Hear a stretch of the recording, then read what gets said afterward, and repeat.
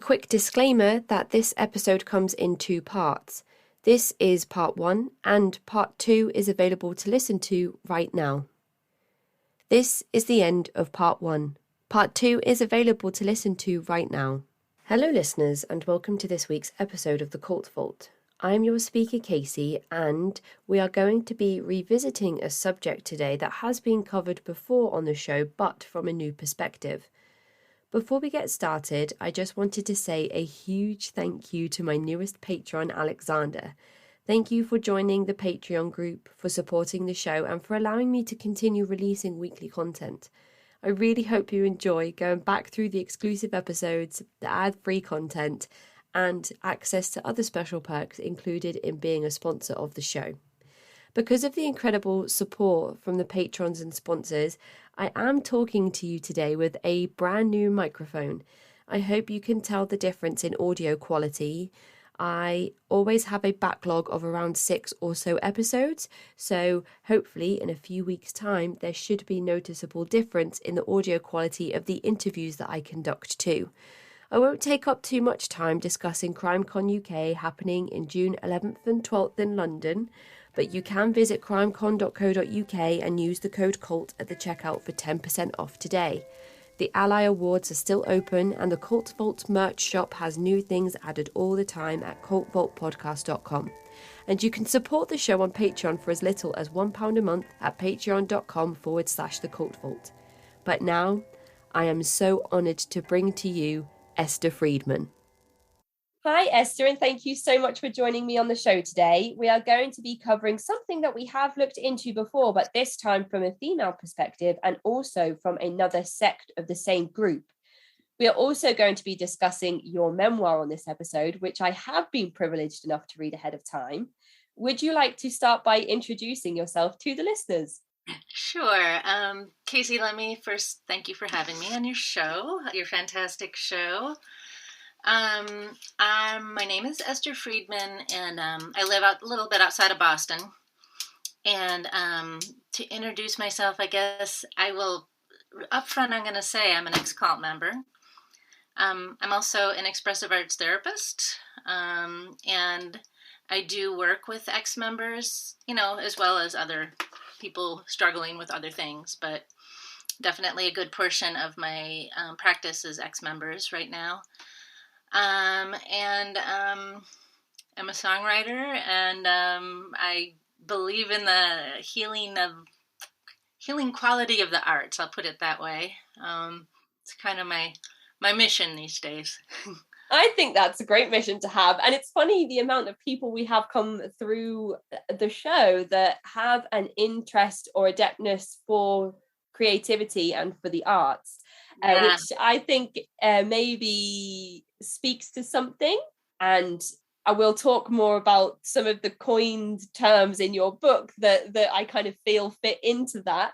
Okay. But expressive art therapist, yes. What sorts of things might we see or encounter if we would go to you for expressive art therapy? Well, let me explain a little bit that, using the arts in therapy is typically a good medium to work with people who, for example, have developmental disabilities or brain injuries. That's kind of where I started, elders, dementia clients.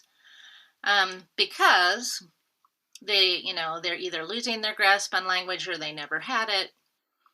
So now that I'm not doing so much of that, I don't use the expressive arts as much with my clients, but occasionally we'll do writing exercises, and usually it's, it's free form, just let her rip. I do not want you to censor you kind of writing. I'm going to set a timer. We're going to pick a topic, because I feel like this kind of speaks to some of your questions, about my writing process. But in large part, my healing was just that I gave a lot of confusion and hurt and anger a landing pad. I just poured it all out somewhere, and it wasn't just existing inside of me. And then I could step back and look at it and share it with other people and realize just how batshit my experience had been. May I swear on this? Yep, I always say it's your story and you tell it however you want. Yeah. Yeah. So I am always really excited when a client wants to use the arts or writing. And it's very, for me, like you talked about being people centered, not everyone's into it, you know, but it's a really wonderful way to kind of not be carrying around a lot of confusion. It's, all you need Hmm. is a laptop or a notebook or a bunch of colored pencils and a sketch pad, and you've got your own way of processing, these very bizarre experiences. That So, speaks to me so much. I feel like I'm in my element when I'm walking around a stationery shop and I can't use half the stuff that's in there because I'm not particularly good at drawing. And my handwriting's not very neat because I'm left-handed, so I tend to just smudge the ink as I write. So I look at all the things and the potential for all the stationery, but I can't quite put it into practice. Maybe it's because I look at it and see what it could be in the hands of somebody that has the right talent or the right skills. I don't know, but there's I some. think honestly, when it comes to therapy as therapeutic process, it's almost better to not think you have any talent and just be like, all right, I'm just going to let it rip. It could be ugly. It could be the worst thing ever. Who cares? Mhm. And I maybe there isn't enough of our own thoughts and feelings that are uncensored these days, or any days, for that matter. I don't know, other than drama classes when I was in school, the last time I was told to just write for 5 minutes without stopping whatever comes into my mind, and then to pull inspiration from whatever I'd written and turn that into some kind of performance piece. I can see the cathartic qualities of that for somebody that's not a survivor of a high demand group. But then when you apply it to somebody that has trauma and has experiences inside themselves that sort of manifest with nowhere for them to go, Uh-huh. to just have that ability of writing it down on paper or whatever creative art form works for you, is it's definitely something that I am an advocate for, and would encourage when it comes to healing processes, um, from all manner of experiences Yeah, that we that's fair. encounter in life. And it kind of reminds me of some conversations that I've had with Nicola Ranson, who came on the show to talk about her memoir A Slice of Orange, about her time following the guru Bhagwan Sri Rajneesh. And it also reminds me of talking to the author Ronit Plank, who talked to me about her mother going to follow the guru Bhagwan Sri Rajneesh, and how important it is to have all of this art in our life. And now I get to talk to you about it and your experiences. And also, a lot of the time, how these creative personalities are thwarted by these experiences that people have in their lives, and how the creative part of them is often squashed or. Hijack. Casey, can I speak to that for a second? Absolutely. Um, we'll probably talk about this more later because you had asked me some questions about my writing process, but I lost my ability to write when I was in this group. It sucked me dry. And there were times in the group when it was okay for me to be an artist, and most of the time not, right? Because as per usual, all these groups are the same. The demands increase, and then you're running around talking to people that you don't know because you're trying to recruit them, even though you don't want to. Nobody fucking wanted to recruit anyone, trust me. Everyone hated it, but you feel like you have to. And these groups, I think it's probably true for every high demand cult that if you go in there, with some proclivity, a passion for the arts, it's going to get hijacked or squashed or taken away from you. And I think there is nothing more cathartic and empowering than going, fuck that. I'm taking my voice back. Mm-hmm. I So, think there was an interview that came out recently, from somebody who was in a high demand religious group who really enjoyed music, songwriting, and playing instruments, but felt like he had to stay away from music for so long because it was such a trigger for him in reliving the spiritual trauma that he had experienced during his time in this group, and has recently just started taking up music lessons again and getting back into writing music and playing music. And that, it just like gives me goosebumps to think about people taking ownership back over from the things that they really enjoy and love in life. And it doesn't have to necessarily be writing. It's not for everybody. We've talked on the show before about different ways that people may be able to use a creative outlet or adopt one if they don't feel like they have one already. And I know from my experience of working on in a housing unit with dementia patients, that we would have these newspaper clippings from the decade where the patients were kind of in their 20s, and we would play music from that era as well. And some of the reactions from each individual, from just listening to that music or watching football matches on the TV from the decade where they would have been sort of in their 20s and 30s, the reaction is just incredible. So that in itself shows the power of music, of entertainment, of the arts. Right. And I mean, we could talk about this all day. This could be its own rabbit hole for sure. You yeah, know? definitely. But what is the topic that we are going to be revisiting today? Okay, so so we are revisiting my experience, you know, in this very, very secretive cult, very surreptitious, very underhanded, and what I learned from it, you know, and then the subsequent cult busting mission and obsession, which may or may not be too healthy, but it is what it is, you know. And another thing I think we've said on the show before is that healing journeys start, but they don't really ever end. So that is a nice, like a nice caveat for that, I think.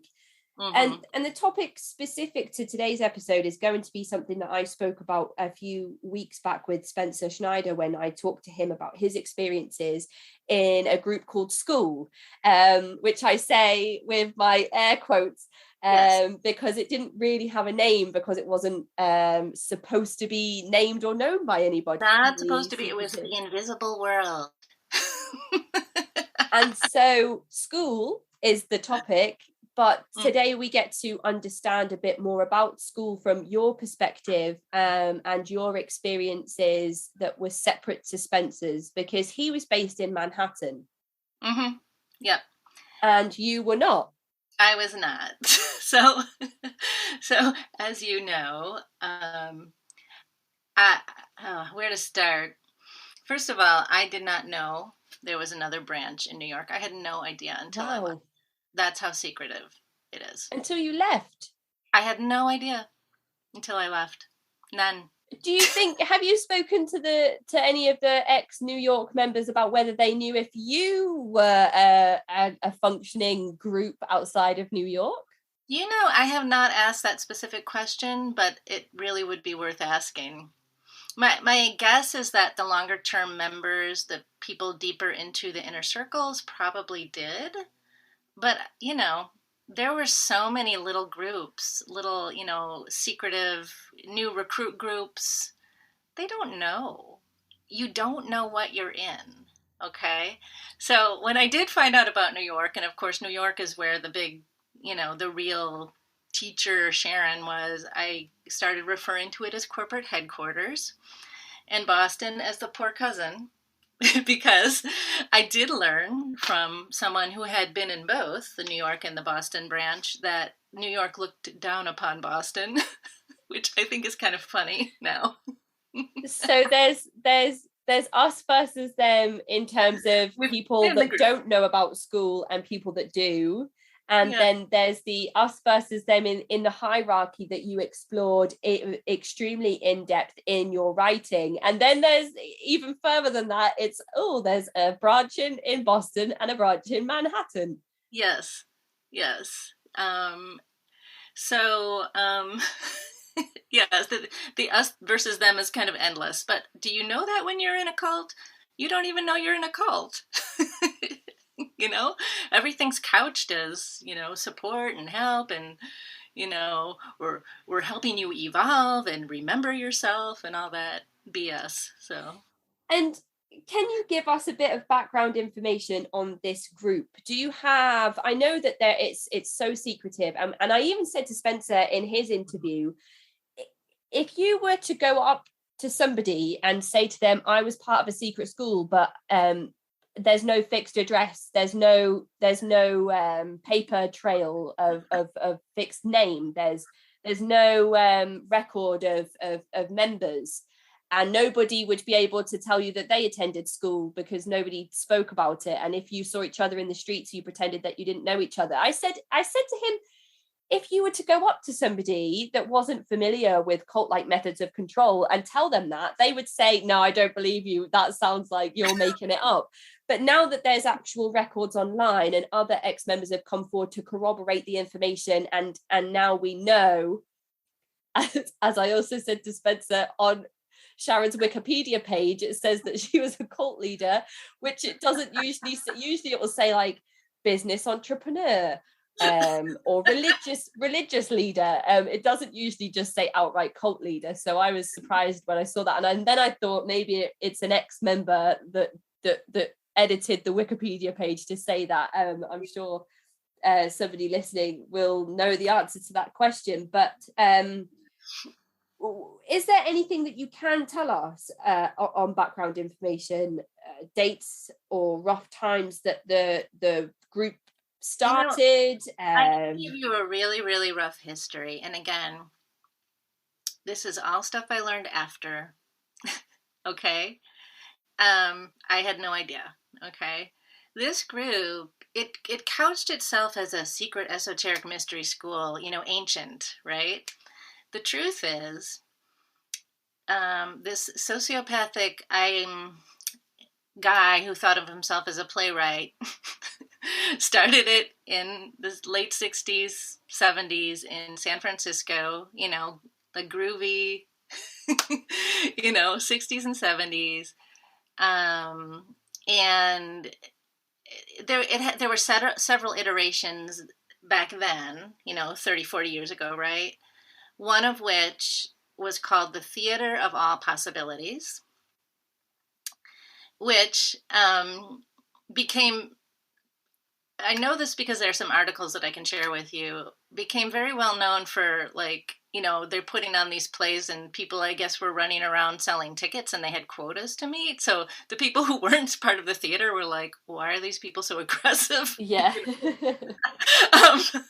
And there was all kinds of, allegations of physical abuse, neglect of children, sexual abuse that came out of that group. And eventually San Francisco shut it down. Okay. And the group migrated across the country. What happened during that time, I don't know. Again, this is very rough, but, ended up in New York City, somehow floated out to Boston to start out, the satellite branch. So it has this secret mystery school or theater, whatever iteration, whatever manifestation it morphs into, it's existed since the late 60s. It's easy to already start drawing comparisons between the work in school, and I don't mean that in the cult language sense of work either, because I know that was one of the words that was used to explain what happened in school. Yeah. I mean sort of the work around groups getting together and in a way that reminded me when I first started learning about school, in the way that early Synanon developed in Santa Monica, and I don't think it's too far away from San Francisco in the grand scheme of the US. And to think that they were kind of around about the same time. Yeah. But then you could talk about so many different things that existed in that period of time. I've just done a piece on Anton LaVey and the Church of Satan, which was also in San Francisco, and you could, with him in the Black House, and just down the road, Charles Manson had an apartment, they were all drawing influence from Scientology, which I'm sure we'll talk about a bit later on, and they were all drawing influence from Aleister Crowley, who existed decades before. Yep. But was also interested in mysticism and esoteric societies, which kind of leads us nicely into my next question. You have already mentioned esoteric societies and this being a secret group. Uh-huh. There are so many people in this world that search for secret societies with the aim to join them. As part of the kind of allure, the secrecy is part of the appeal, or maybe it's because they study certain types of magic that are in keeping with secret societies. Do you feel like secret societies have an appeal because the fact that they are hidden and you're being invited into something that is so secretive and special? I think it's very seductive. I mean, you get this sense of superiority, and for me, at the time, when I stumbled into this, life was not going so well, and suddenly, not only are these people interested in me, but they think I'm special. when I met the Grand Poobah of Boston, Robert, he said, we don't just invite anybody into this group, which should have been a red flag. But at the time, I was not quite as well versed in, the tactics of cults. But, it was kind of like, oh, wow, they see something in me. They must see something special in me, right? I suppose that's a difficult question to answer in that sense, though, because to answer that question, you've had to jump forward to talk about how you were actually invited to the group, but that didn't happen for a long time. There was actually a very prolonged, systematic approach to you being invited into the group. So when I put in my questions to you, how did you join? I was like, that's such a simple 4-letter question that has such a loaded answer. So I didn't know if you wanted to kind of talk the listeners through what your journey into an official invitation into this secret group looked like. You know what? I think this is really important because this is not the only group who uses such underhanded, surreptitious. Is that the word I want to? I don't know. It's like you don't have no idea what's going on. So I will happily walk the listeners through this. I'm at a grocery store, Whole Foods, and I'm waiting in line, and there's a family behind me, mom, dad, 2 kids, right? And I was brooding about a breakup, getting ready to break up with my boyfriend. Actually, the funny thing, Casey, is, and this is true, I was picking up provisions. I was like, we're going to have a summit. I'll bring some food. So, and I was feeling sorry for myself. And, there were other things not going right in my life, right? But the breakup was front and center. I was 41, so I wasn't young. And I was like, I just can't get my shit together. I don't know what to do. Well, right? I mean, it feels pretty reflective to be able to go to the grocery store and say, I'm going to buy us some things so that we can sit down and do this amicably and properly over some good snacks. Yes, that was the idea anyway. And the mom, her name is Lisa, and I do not mind using her name because she's still recruiting. Turned to her daughter, and I'm going to guess the daughter was maybe 7 or 8. I didn't really know, but, pointed to a magazine and said, what do you think of that magazine cover? The daughter rolls her eyes, and then she turned to me and said, "What do you think?" And from that point on, I can tell you, I had cognitive dissonance from the very first conversation, because on the one hand, I was like, I'm in Boston, people aren't that friendly here. It's like, what does she want? And I probably should have gone with that instinct, but on the other hand, I was feeling sorry for myself. She engaged me in a conversation. I looked at the magazine.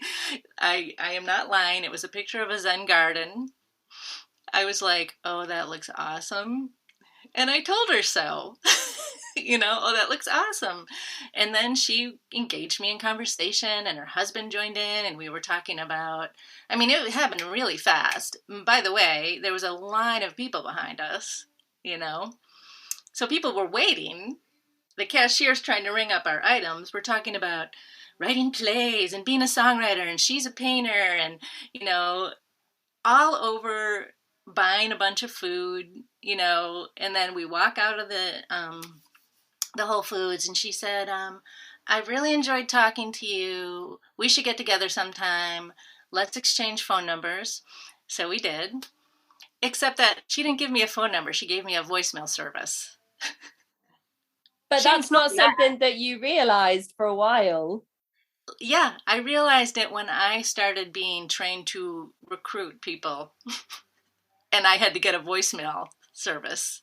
Oh my goodness. That is such an important discussion that we need to have around the moment you realized that you were being asked to go out to do what Lisa had done to you in Whole Foods.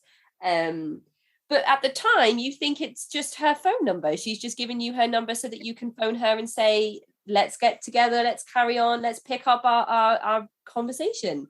Yeah, there's no way I would have ever suspected, from the opening line of, what do you think of that magazine, to, I've really enjoyed talking to you. Let's get together sometime, that it was scripted. It's a strategy. They've mapped it out. Do you feel like Whole Foods was chosen specifically because a certain a person with a certain level of income might shop there, or did she just happen to see somebody that she thought the script might kind of be? I think it's more the latter, because of my experience of being trained, it's like you go through your day, but you kind of keep your antenna up, right? But Whole Foods is a really good place to meet someone who's, kind of open to things that are different, or, maybe into, natural herbs or something, so it's a good place to meet someone who might be open to this crazy group, Something else that stuck out to me in that particular part of your book as well, when you were talking about how it just looked like a typical nuclear family, husband and wife with their children. Mm-hmm. It reminded me of a true crime documentary I watched one time, and I know that we're not talking about serial killers when you're talking about Lisa. Lisa is not a serial killer. No. It just reminded me of, there was one serial killer who used to lure vulnerable women into his vehicle because he had a child with him that wasn't his child, but he told them it was his child. And because the women had seen that there was a child in the car, they thought, well, there can't be anything wrong with this because he's a responsible parent that's taking care of his child. And so nothing could go wrong here if he has a minor in the car with him. And of course, that wasn't the case, because horrible things happened. But I feel like the presence of a family unit with children involved, innocent children of a certain age, it gives off the, safe vibes, the approachable, open vibes. This is a family, a lovely family unit who want to just chat to me in Whole Foods. Yeah, they're just friendly, normal family. And, when you think about that, it's just different levels of predatory behavior, right? I just thought it was absolutely awful that she had included her child in that initial conversation with you to as the opening hook for you into this group. And I understand that Lisa has been through her own systematic indoctrination into this group as well. So that's a whole other conversation to talk about her responsibility. And she has probably also been pressured or encouraged by leadership to use her children as a way to speak to people or relate to people. Daughter rolling her eyes. Yeah, mom's going at it. Oh, fuck. Mom's doing it again. I bet her daughter is so gotten so used to it, but just so annoyed by it, right? That would be my thought.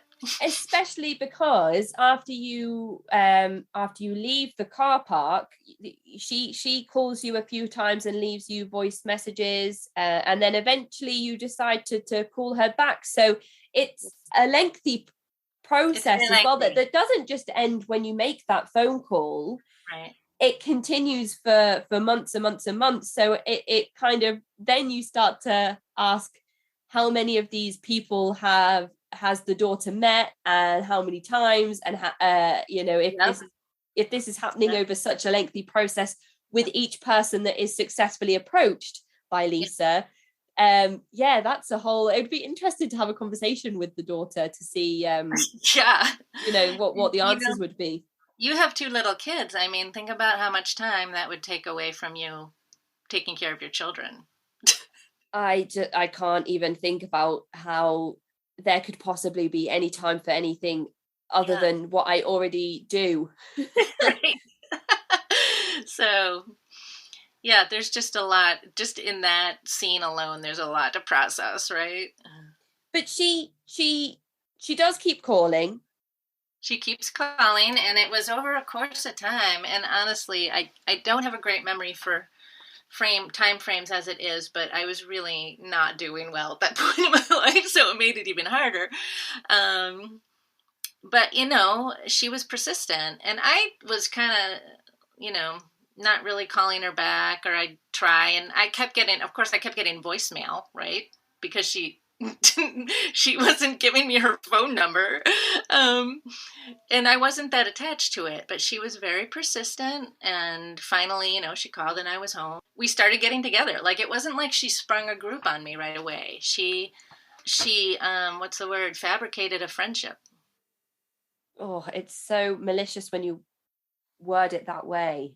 That's what it was. And do you, I know that there are a few people that you met within school that you had genuine connections with, mm-hmm. that you weren't always able to pursue in the way that perhaps felt natural to do so. But do you feel like there must have been times where Lisa recruited people that she genuinely felt that human connection with? I think so, because I don't think she's Machiavellian. And in fact, we had a lot of fun. That's part of what was so confusing about it. I laughed a lot with her. She was a very good listener, and that was something I needed at the time. She was kind. I remember one time we went to the Museum of Fine Arts, and I don't know if I was having allergies or a cold, but I was coughing a lot. And she was like, "Let me drive you home. You need some rest." Really nurturing, very sweet, caring. So I think it's not that, she's totally cold. I think she probably really believes in what she's doing. I'm making your life better. I'm going to introduce you to this school. And although it takes a long time for that conversation to happen, there are a number of things that had happened in your life prior to you meeting Lisa that made you perhaps more open to pursuing a brand new friendship with a complete stranger in Whole Foods. And I wondered if you could just kind of maybe list a few of what those things were. So anybody that's listening, if they have found themselves going through the same transitional things, or if they know of a loved one who's going through them, things that make you particularly more susceptible or vulnerable if you were to come across somebody like Lisa. Well, this kind of gives me an opportunity to talk about the book a little bit, which I'm calling The Gentle Soul's Revolution, and, the concept of, well, who is a gentle soul? And this is something I came up with because, I've just been wired a particular way my entire life. Empathetic, sensitive, creative, um, overthinker, just constantly trying to understand things, especially human behavior, very idealistic, And, as someone who is wired that way, I've also been told for decades that I think too much, that I'm too sensitive, that I need to toughen up, that I'm making a mountain out of a molehill. And you know what? None of that helped me. It just made me feel like there was something wrong with me. So I think I was particularly, especially at that time in my life where, the breakup, I was really confused about my career. I felt like I had nothing. I really didn't have anything, honestly. I had all these artistic dreams and aspirations that I was like, I can't get there. Everything's out of my reach. And I've been told all my life that empathy is like a problem, um, or, I got a master's degree in expressive arts therapy, but all of the jobs are super low paying and I live in Boston and how am I going to make it here, So I think that those of us who happen to be very empathetic and kind and compassionate and want to be helpful get a lot of mixed messages. Those what I think of as strengths and gems and gifts to the world right now, especially right now because there's a lot of mean assholes running around, taking center stage. Those things were pathologized, and it made me very vulnerable to someone who was being kind to me. And so this doesn't just happen with cults, it happens with abusive relationships, right? Relationships with narcissists. And narcissist is going to be like, my radar's going off and there's one that's super, kind and will be really understanding if I'm in a bad mood. And, I had to learn how to protect myself, and this was a tough lesson. And something that you wrote about in your book that I have been trying to express in some of these interviews for so long, and this always happens, and this is why I need to read more, because it happened so much when I was reading Jeffrey Wallace's work as well around the Jehovah's Witnesses and spiritual abuse.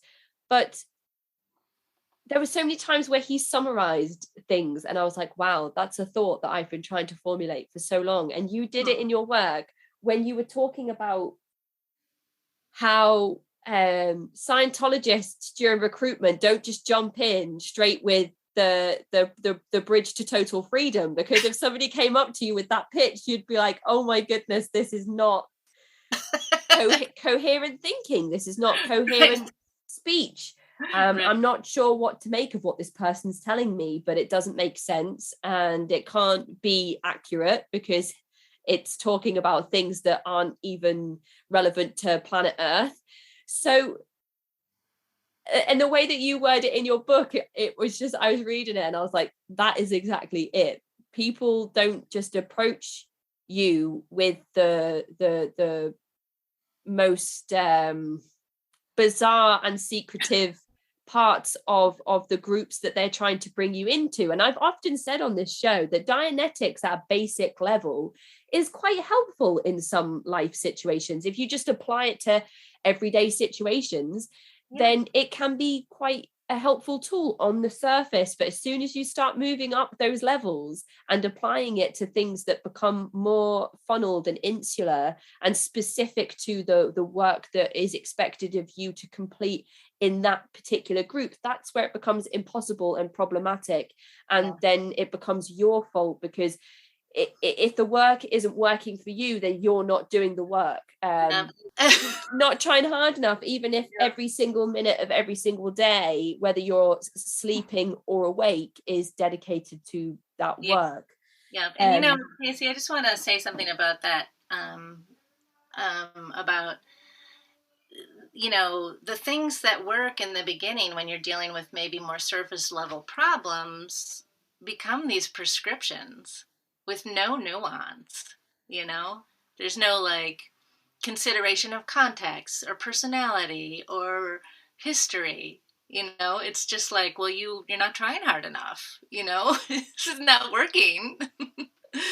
So, and I guess that kind of, in a way, could come back to our conversation about the arts at the start of the episode. yeah.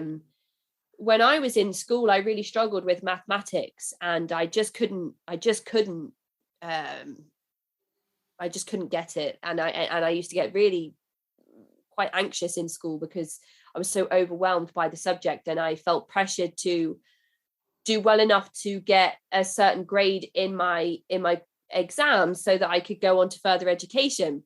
My partner, who I'm with now, actually has a maths degree, and he always tries to teach me maths things, and I just can't, it just panics me so much when he starts to do maths with me.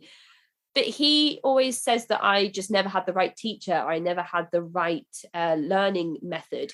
And I feel like perhaps people that are more in tune with creativity have different ways of learning and of working.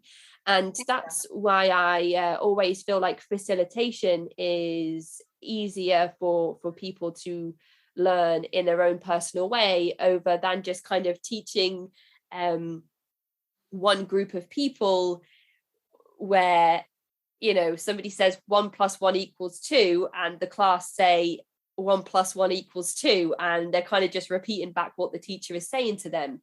Yeah. And that is another thing that comes from these discussions that we have.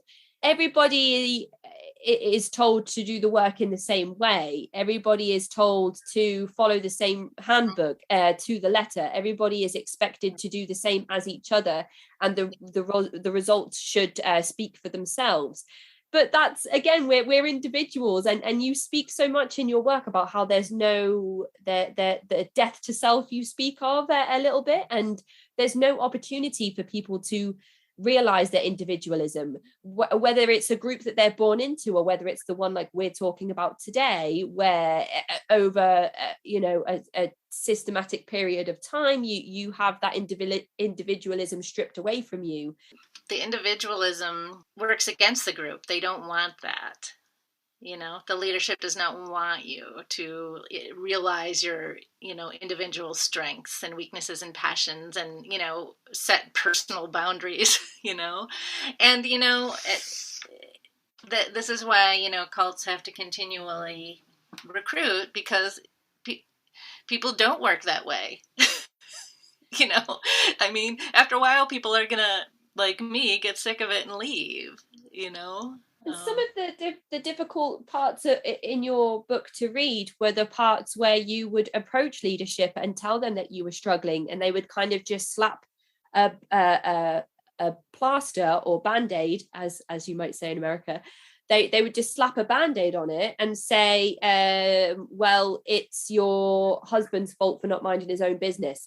And that was the same response that you'd seen them give to so many other members who had come to them with problems and worries, and approach the leadership for some wisdom and some advice, and just be given the same kind of well, it's your mum's fault, or it's your husband's fault, or your wife's fault, or your child's fault. And that, again, humans don't work in that way, and it's not a one sentence fixes all problems for each individual. And this is more stuff that I'm sure we will talk about. But of course, when you are approached by Lisa, she doesn't just come to you and say in Whole Foods, hey, do you want to come join my secret group?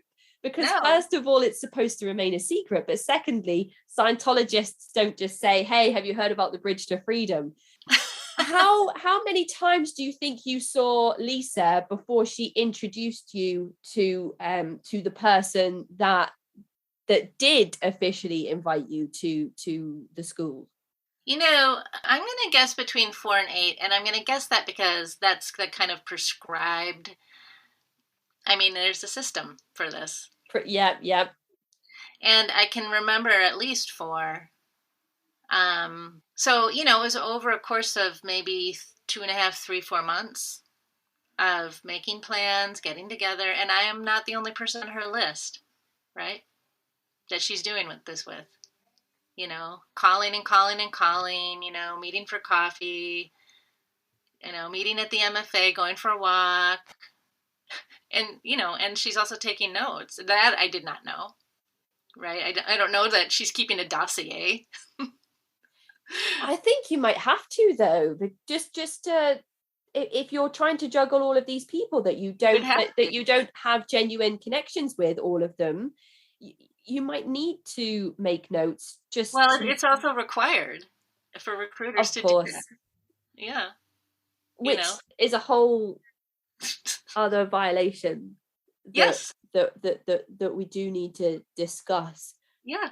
I mean, it's just it's like another violation on top of another violation that, as someone who had no education, was very naive, was feeling down on my luck, I would never have suspected, right? Just like I never suspected that the phone number she gave me was a voicemail service. That everybody was using, that everybody was phoning into.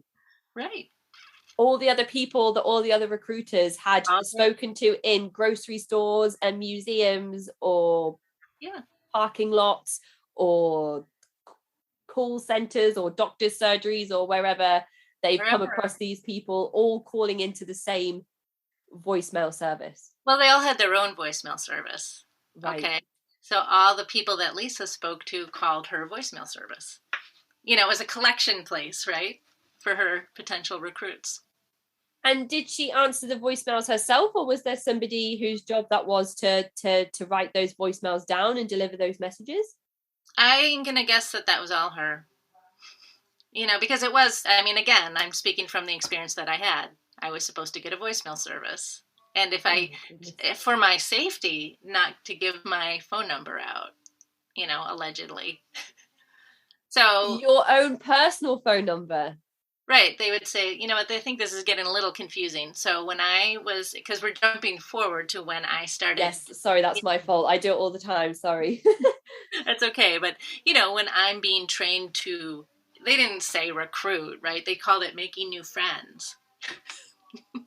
So when I was being trained to make new friends, they said, don't use your own phone number for your safety. Get a voicemail service. So everyone who was out making new friends paid for a voicemail service.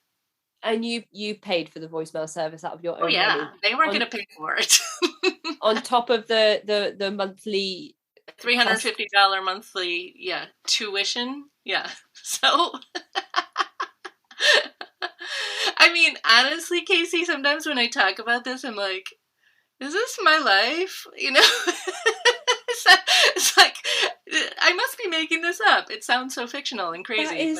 That reminds me of an interview that I had with Blanche when she came on the show to talk about her time in the Soka Gakkai International or SGI, where she talked about how when she first started recruiting people years and years and years ago, for every person that you recruited, they had to sign up to like a monthly newsletter or a monthly magazine subscription, and it cost money. So every time that somebody left or stopped paying that subscription, the original recruiter, it was then their job to pay that person's subscription. Wow. So you had to work so hard to make sure that the people that you recruited never left, because otherwise you'd end up having more and more and more subscriptions to pay for, which kind of sounds like multi-level marketing, but also sounds like the Unification Church in a lot of ways, which I know you also mentioned in your book.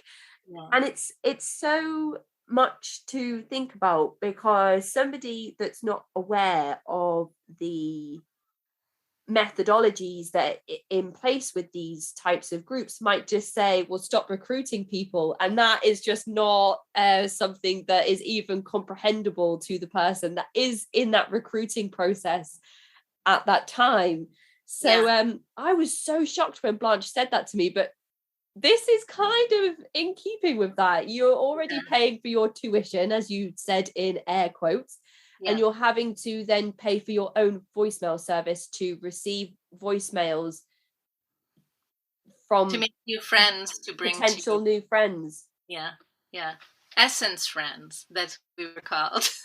Essence friends. After kind of 4 to 8-ish meetings with Lisa over a period of 2 to 3 to 4 months, she eventually introduces you to a third person. And this was another parallel that I drew between your story and Spencer's, because it happened much in the same way with him. Yeah. He was approached by somebody who said, come join this group. But he was not really in any of these transitional periods and not really experiencing anything that might make him more vulnerable. So he was quite, I would say, outspoken in his response to that person, basically just saying like, no thanks, but then felt guilty about the way that he'd responded to that person and said to him, look, I'm willing to listen to what you have to say. And then after a while was introduced to a third person, much like you were. Yes, it's exactly the same.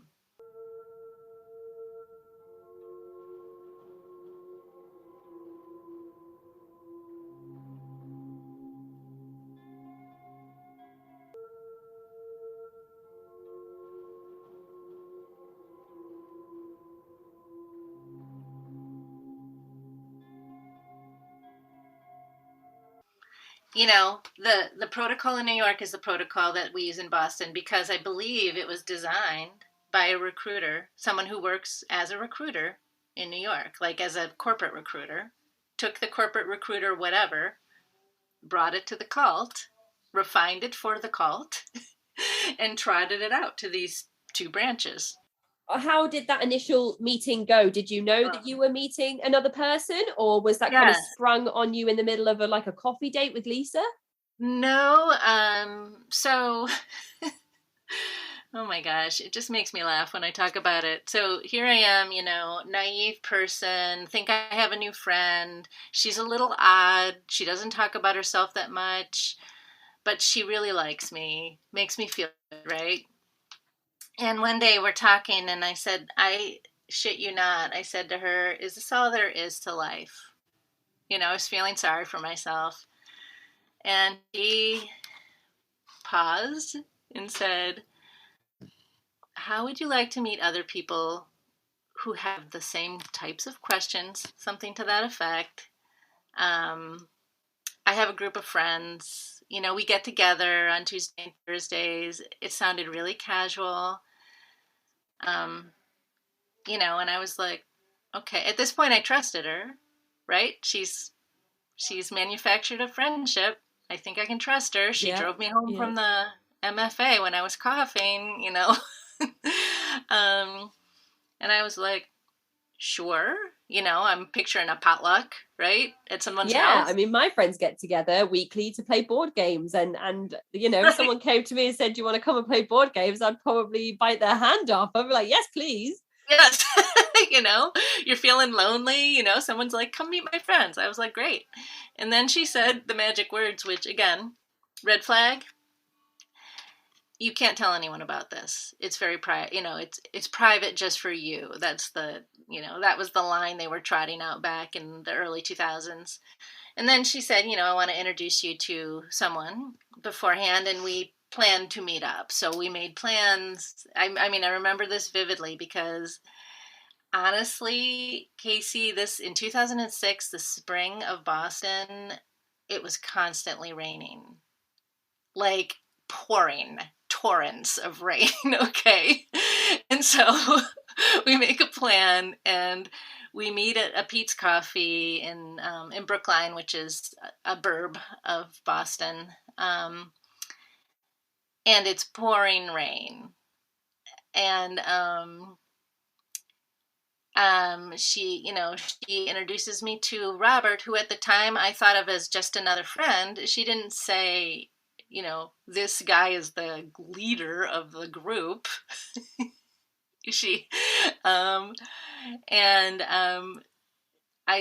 I made a comment about the rain, you know, and again, red flag. Had any education or any savviness, his next, you know, comment would have sent me running for the hills. He said, it has been said that raindrops are angels' tears and that the angels are crying.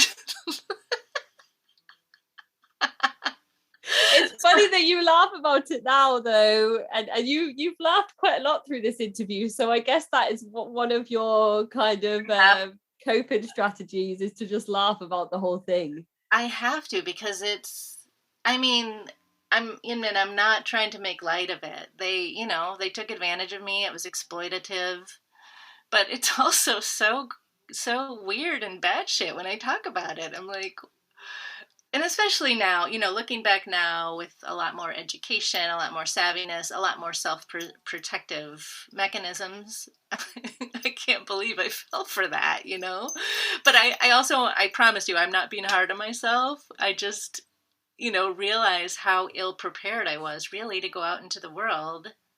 And how I think there are a lot of people ill-prepared to go out into the world. There are a lot of people, most people that you meet are going to be kind people, right? They're not going to approach you with an agenda. Well, this is something that you wrote about in your book as well, how our human nature is to trust people, because we are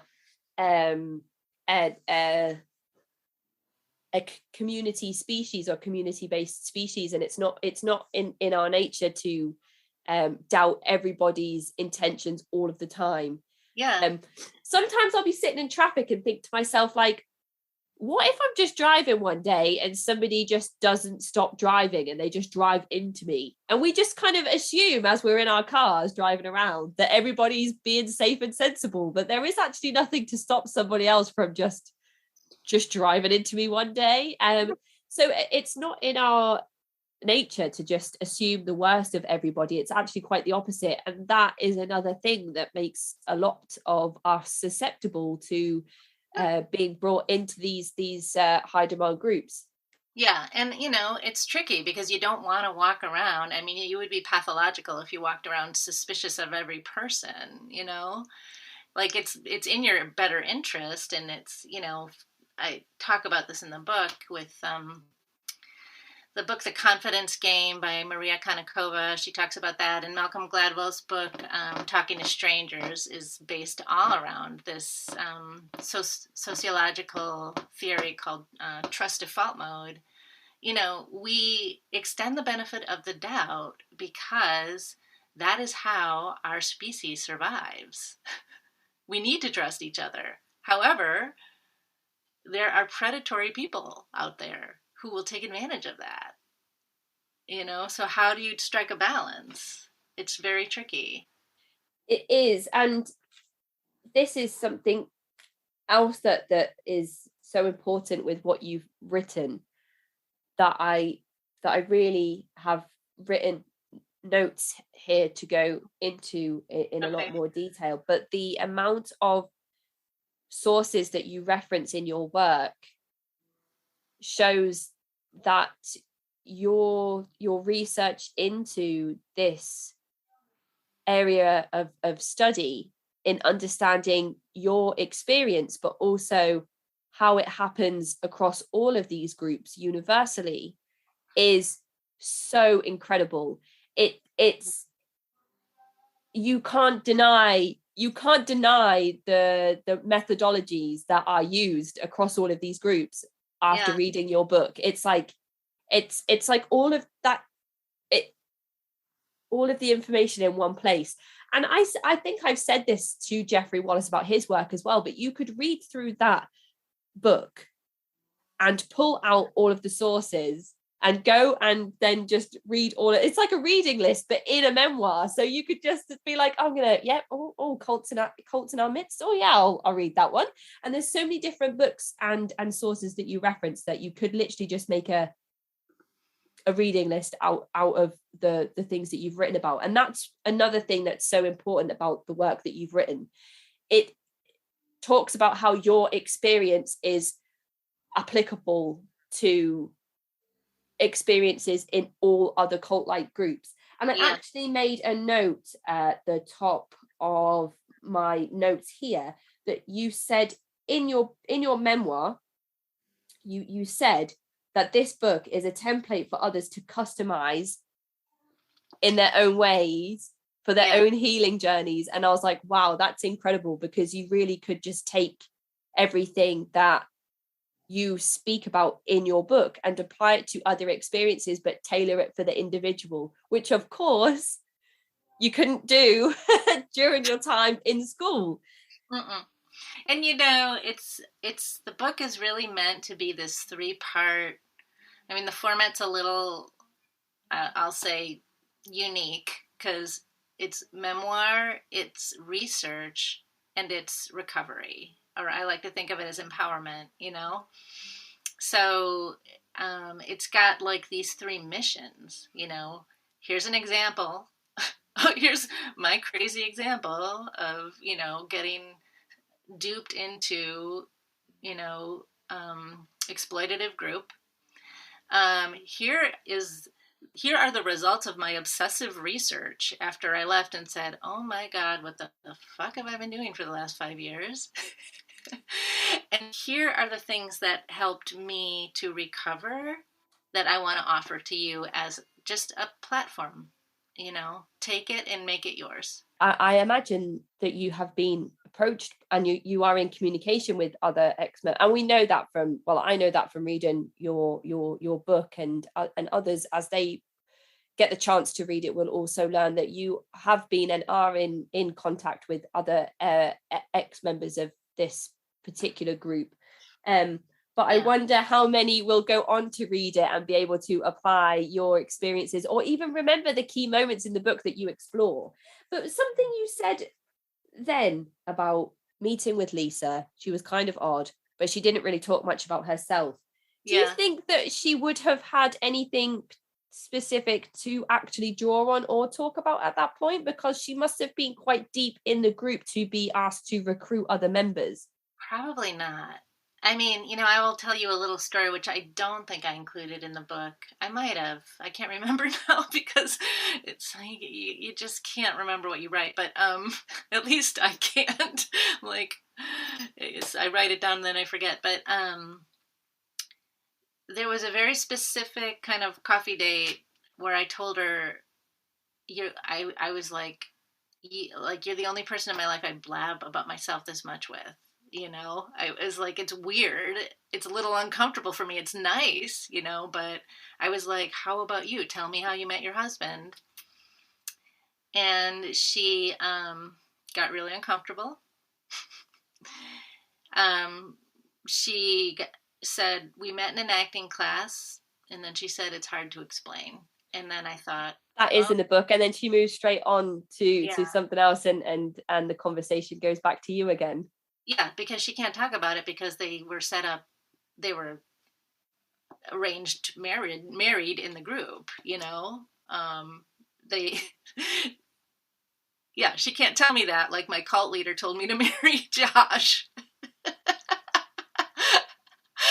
I mean, maybe it was a little more nuanced than that. Maybe there was an acting class, maybe they were in the acting class together and they started to like sparks and chemistry, yes, perhaps. Yes, yeah. But she couldn't say like I was in an acting class, my cult acting class, and so was he. It's just strange to think that individualism is stripped away so much in this group over time that I wonder if at this point Lisa had any thoughts or feelings that were her own, and even if she did, if she would have felt comfortable enough to express them to anybody, especially in the space of recruiting somebody where she is using a script and a process that has been handed to her and taught to her by people in the group. We're told not to talk about ourselves too much. This isn't about you, I mean, she was just following protocol. That's so strange because when you first join, it is all about you and how you can make a difference and how you can empower yourself and from empowering yourself can go on to empower others. And maybe we're being a bit culty in this episode because I've spoken to Spencer and I've read your book, so I know enough about the subject to talk about it with like inside information. But anybody that's listening to this episode that has absolutely no idea what we're talking about, but I think other cult. This is exactly the same as in other cults. I think if you've had a culty experience, you're going to be like, "Yep, it was exactly the same." And it's hard with this group though because it doesn't have an actual name. Like we can't just say, we can't just say, the Solar Temple, or the Order of the Solar Temple, or the Sullivanians, or the Manson family, or the fundamentalist Latter-day Saints. It's hard because there's no name to apply to it. But we have talked about it being a secret group, the history of when the group was set up. We've got to the point now where you have had enough meetings with Lisa to be honoured with an introduction to Robert, whose profound opening line to you is something about the rain being tears of angels. Tears. Yes. It's strange though, because when I read that part in your book, I didn't read it sarcastically, and now I'm thinking that maybe I should have. Well, you know what? There's no should here. I can tell you that when I told my friend Phyllis, because after I left, one of the first things I did after I left was tell everyone in my immediate circle, like, I've been in this weird group for the last 5 years. And when I told her about the angel's tear, she was like, Esther, you have no idea how fast I would have been running out the door. that is I don't know, it's like a really bad pickup line that somebody might say at like 3 o'clock in the morning in a bar when everybody's emptied out and people are like, hey, good looking, why are you crying? Don't cry at 3 in the morning. Those look like the tears of an angel. Yeah, very funny. So you meet Robert. He comes out with a number of profound things. Yeah, so Robert went right into the whole origin story that school was using at the time, and probably still is using, about how we really don't belong here. And I think actually this is an important thing, Casey, because and I think I do say this in the book. I was totally being set up. I mean, I told Lisa that I didn't feel like I belonged on the planet, and so when the very first piece of profundity, well, first these the angels that are crying, but then the second one is we don't really belong here, humans are really essence, energy from the starry world, we come to Earth to learn something, we come to Earth to resolve a I can't remember what the phrase was, like an essence flaw, some kind of an essential flaw. It was one of the, first things he starts talking about after the angels. And if I was savvy, I would have been thinking, why is this guy bringing this up? But I wasn't. I was like, these people get me. I really don't belong here. That's why I feel like I don't belong here, because I don't belong here. They're telling me that this is true, And I knew so badly at that time to feel like I wasn't crazy, that somebody else felt the same way. And so, as I told you before, Lisa was taking notes on our conversations. He knew exactly which piece of wisdom to bring to that coffee shop.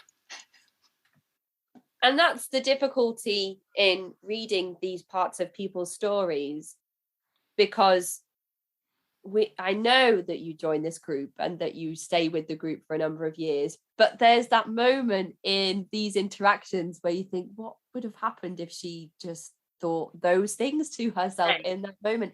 And as a reader, it's unfair for me to have those thoughts, because how many times have you said that to yourself when you've punished yourself for making these decisions? Think of it like a play or something. The audience would be going, no, right? No, don't do it. And me as a character would be like, that sounds awesome, I'm in, which is what happened, That is absolutely what happens as a reader reading the book as well, when you think, don't do it. But you do decide to go along to your first group so session. he offered, I should also say that then, we have this conversation, and he says, how would you like to try this free 5-week experiment called school? And we have this back and forth where I'm like, well, does it cost anything? And he's like, well, there's a tuition, but we've never said no to anyone because of finances, which is complete bullshit. I find out later, but I think, and then I said to him and myself, it can't hurt if I don't like it. I'll leave. I have free choice here. And the thing to keep in mind there is, I think, if I had sat down with Robert by myself, I don't think I would have said yes.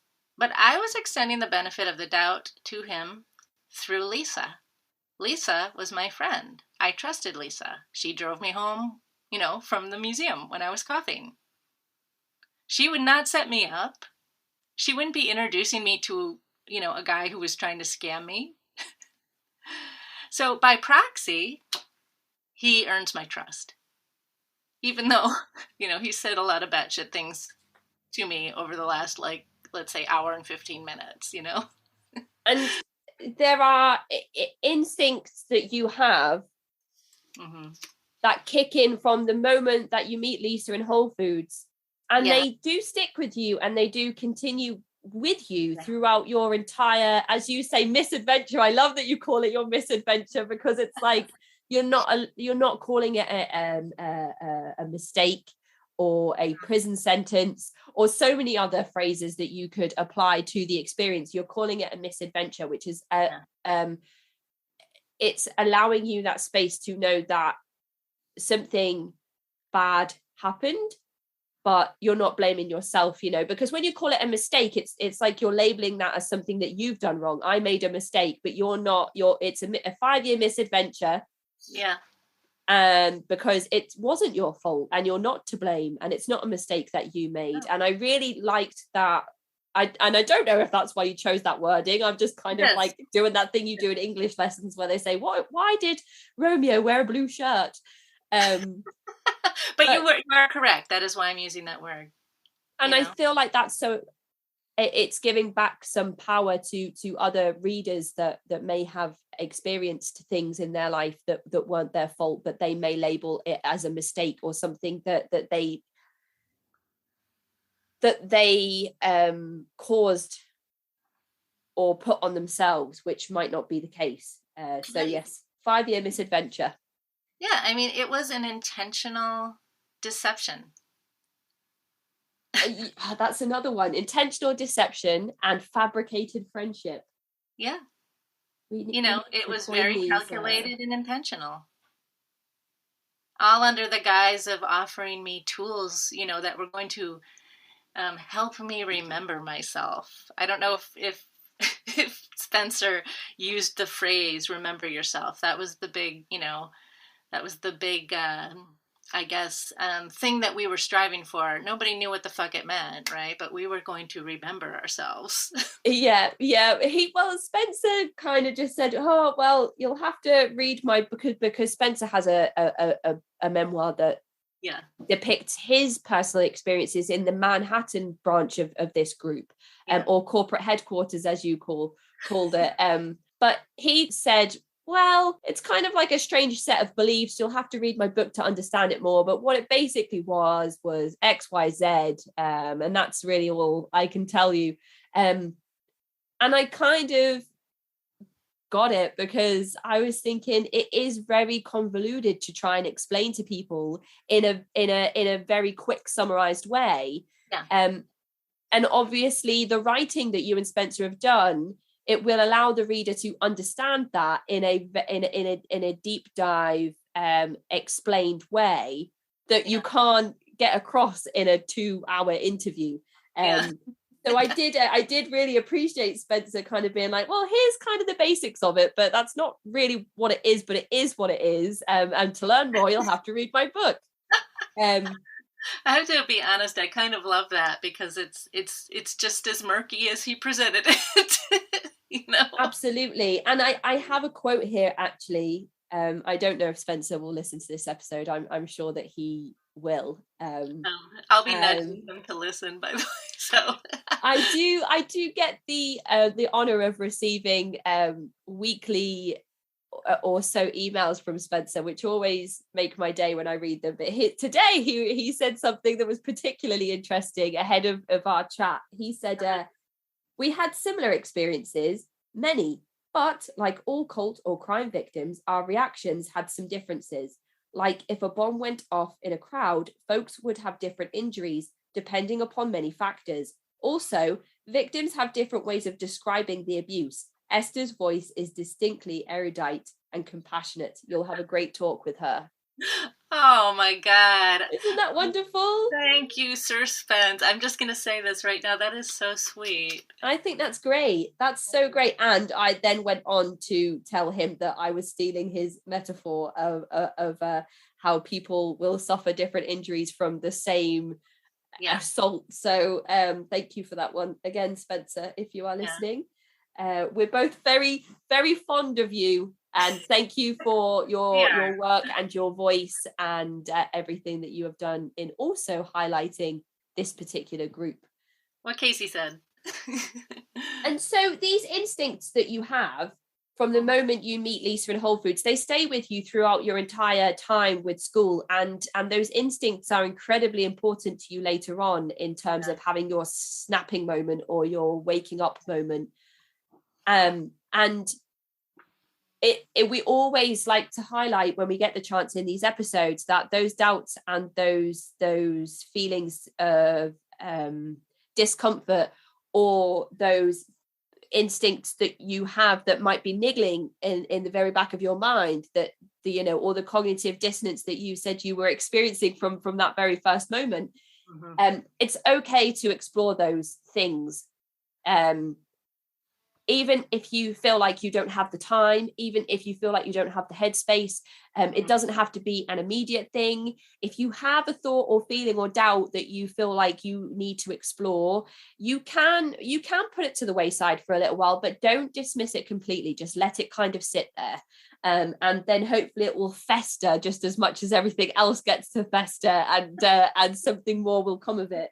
But these instincts are definitely something we'll talk about later. And you have these instincts when you meet Robert, and he has all of these things to say. And he says, come and join. There's a free, in air quotes, because again, that's appealing. There's a free 5-week course that you can come and take part of. And if you enjoy it, then there's a tuition that you need to pay. But it's okay, because don't worry, it's not about the money. Just come and experience these 5 weeks, and you think, what have I got to lose? I'm in a really difficult time in my life. There's loads of changes happening. I've not been very happy. I trust Lisa and her family and her 8-year-old child. So in turn, I trust you, Robert. So you've invited me, and if I don't like it, I just won't go back, which is exactly what Spencer said. Yeah, exactly. Same process, really. Slightly different details. Absolutely. So do you remember what day of the week it was, whereabouts your first session was, what it looked like, how many people were there in this secret, you mustn't tell anybody, society that you're finally getting to go and access? Well, again, I can't remember if I talk about this in the book, but I probably do. So I have the meeting with Robert. I can't tell you how much time went by between that and I get a phone call from Lisa that's, I probably met with him in late June or July. In August, I get a phone call from Lisa. There's a class starting, She's like, meet me at this Whole Foods in Cambridge, which is another burb. Cambridge, home of Harvard University. That's, planet academia, basically. Meet me at this Whole Foods, and I did, and then I followed her car to the Belmont Lions Club, again, another suburb of Boston, very affluent suburb. It was maybe a mile from the Whole Foods, and I was thinking, why didn't she just give me an address? Right? What is all the cloak and dagger stuff? Why am I following her car to the Lions Club? And so What did she say to you? She's like, I need you to meet me here so that you can follow me to the she didn't even destination. say that. She said, just meet me at the Whole Foods, and, well, I guess I assumed that she was going to take me to the class or tell me how to get there or something. But she could have just left a message saying, it's going to start, here's the address. It's so strange, isn't it, in the way that the approach is so casual, but the actual execution of the process is so regimented and so very calculated that it's the opposite of casual. So even in that is not the cognitive dissonance, but almost the juxtaposition of two things happening at once. There's a casual, oh, just meet me at this address, and then you get there, she's like, oh, just follow my car now, I'm going to take you to where the class is. Right. And you're thinking, like, why didn't she just tell me the address? But at the same time, you're like, okay, I'll just follow your car. So it's even in that there is stuff to unpack and to think about. Yeah, I mean, and there was something also very intriguing about it, right? Absolutely, yeah, definitely. And there's probably a number of reasons it's done that way, isn't there? Just so that you can say, well, we don't want people to find out about us, so it needs to be done in this way. That's why you need to pay for your own voicemail service, because it's not safe for you to have your phone number out there, in the public space. And it's also safer for you to follow me in my car because it's not public information where these classes are being held. Right. Yeah. And again, somebody who was a little more savvy might have been asking more questions than I was. Or voicing. I had questions, I just didn't voice them, right? That's something to think about. I didn't want her to be uncomfortable, so I didn't say, like, Lisa, why didn't you just give me the address? This is weird, And so many times in your book, there are moments where there are thoughts and feelings that you have, but there's no opportunity for you to put them out into the open. And I've made a note to talk about an interaction between Sharon and a member of the group, where that specific thing happens, where there is the thoughts and feelings in your mind and the inability to voice them out loud, which has a certain effect and impact on you further down the line. But what happens when you pull up to the venue and she's like, we're here? Or she kind of walks me in, and I walk into this room. It's kind of a big open space, and there were these, what I remember is like kind of benches and chairs around the periphery, and a few people kind of sitting and reading or meditating. Everyone was very quiet, and then there were a couple of women were setting up, a little snack table, and I was kind of yammering at her. I think I was probably very anxious, and I didn't even know. I'm like, blah, blah, blah. I don't know. I have no idea what I was saying to her. And she seemed a little nervous, and probably because I was yammering at her, and she probably didn't know how to say to me, you can't talk right now, because I was so new.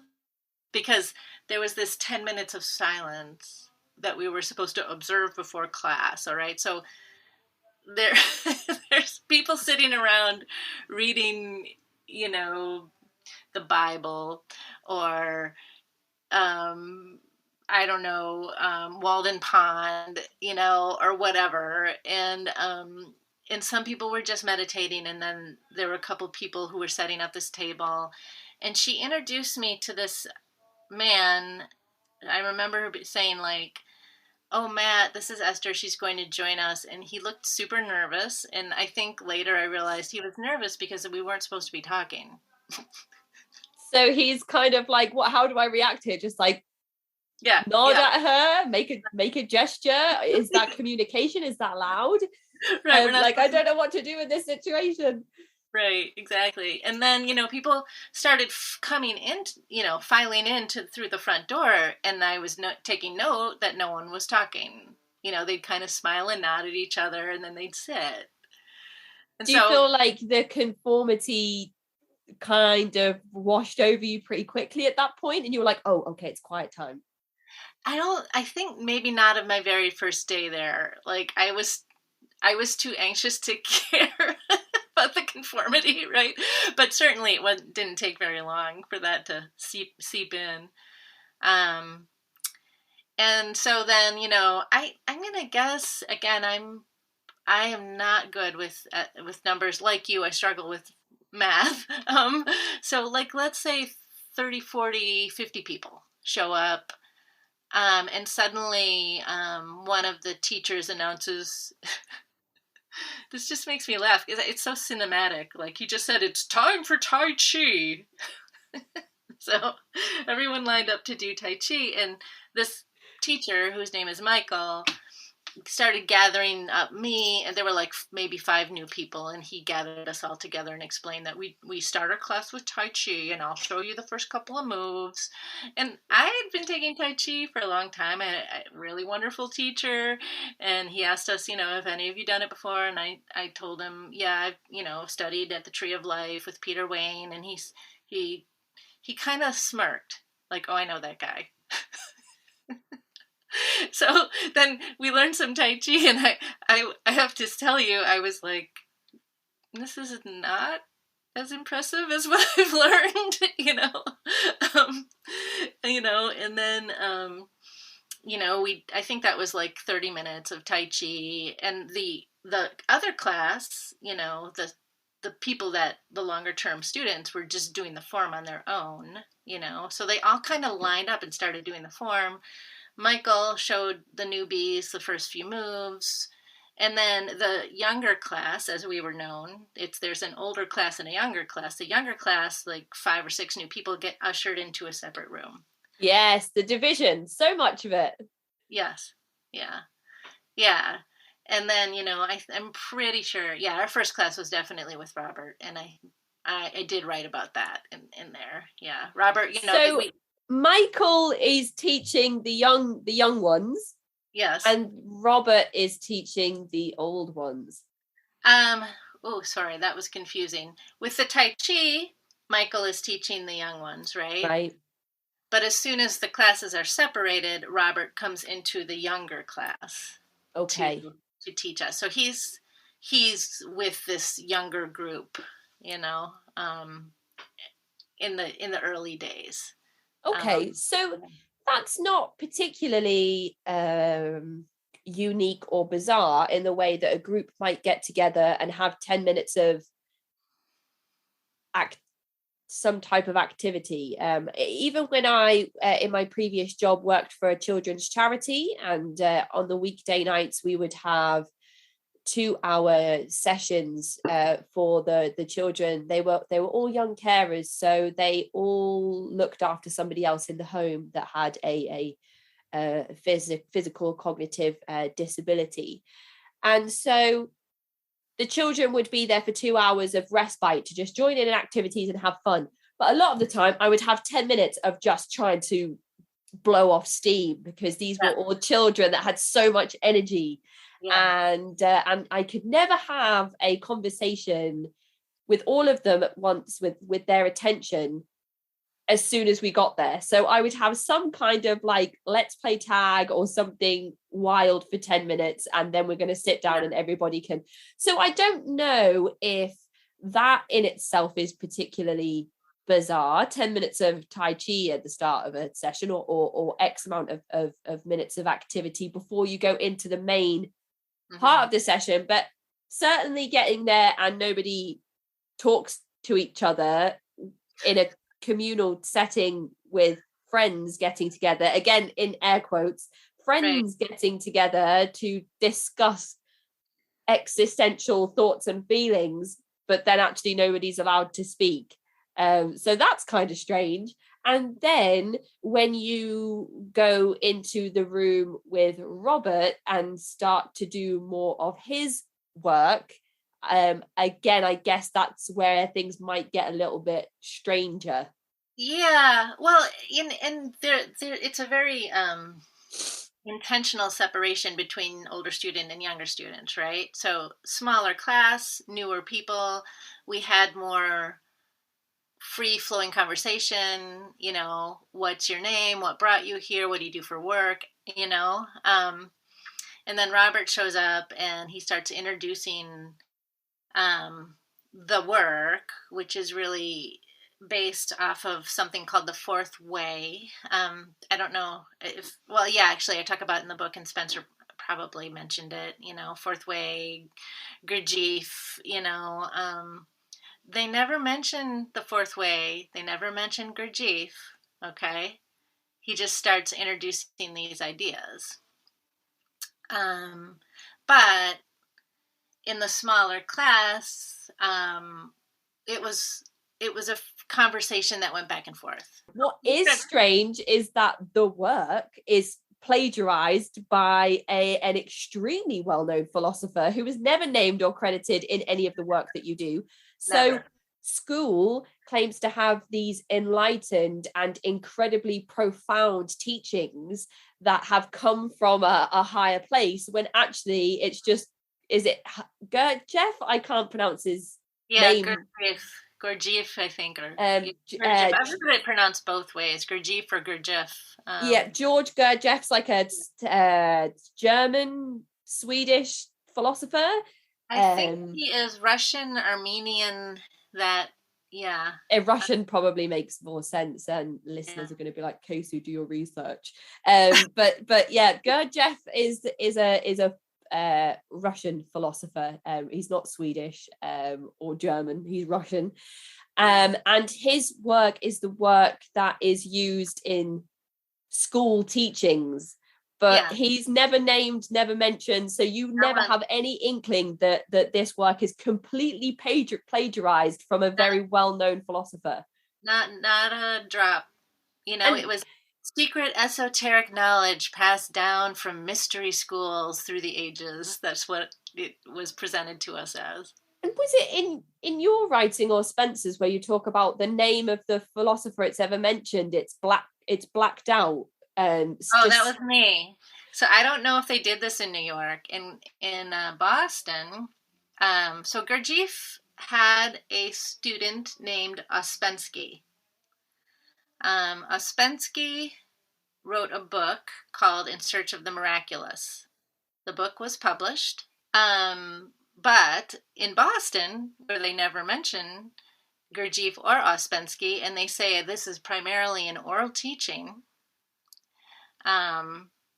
in fact, there was some kind of a little bit of poo-pooing about writing things down initially.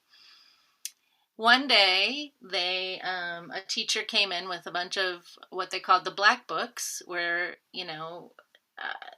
they said that this is a series of lectures transcribed by a great teacher. One teacher did the lectures, the other teacher transcribed. So that was my understanding. And the names were redacted, certain dates were redacted. I mean, Casey, someone spent time Xeroxing an entire published book because it was In Search of the Miraculous.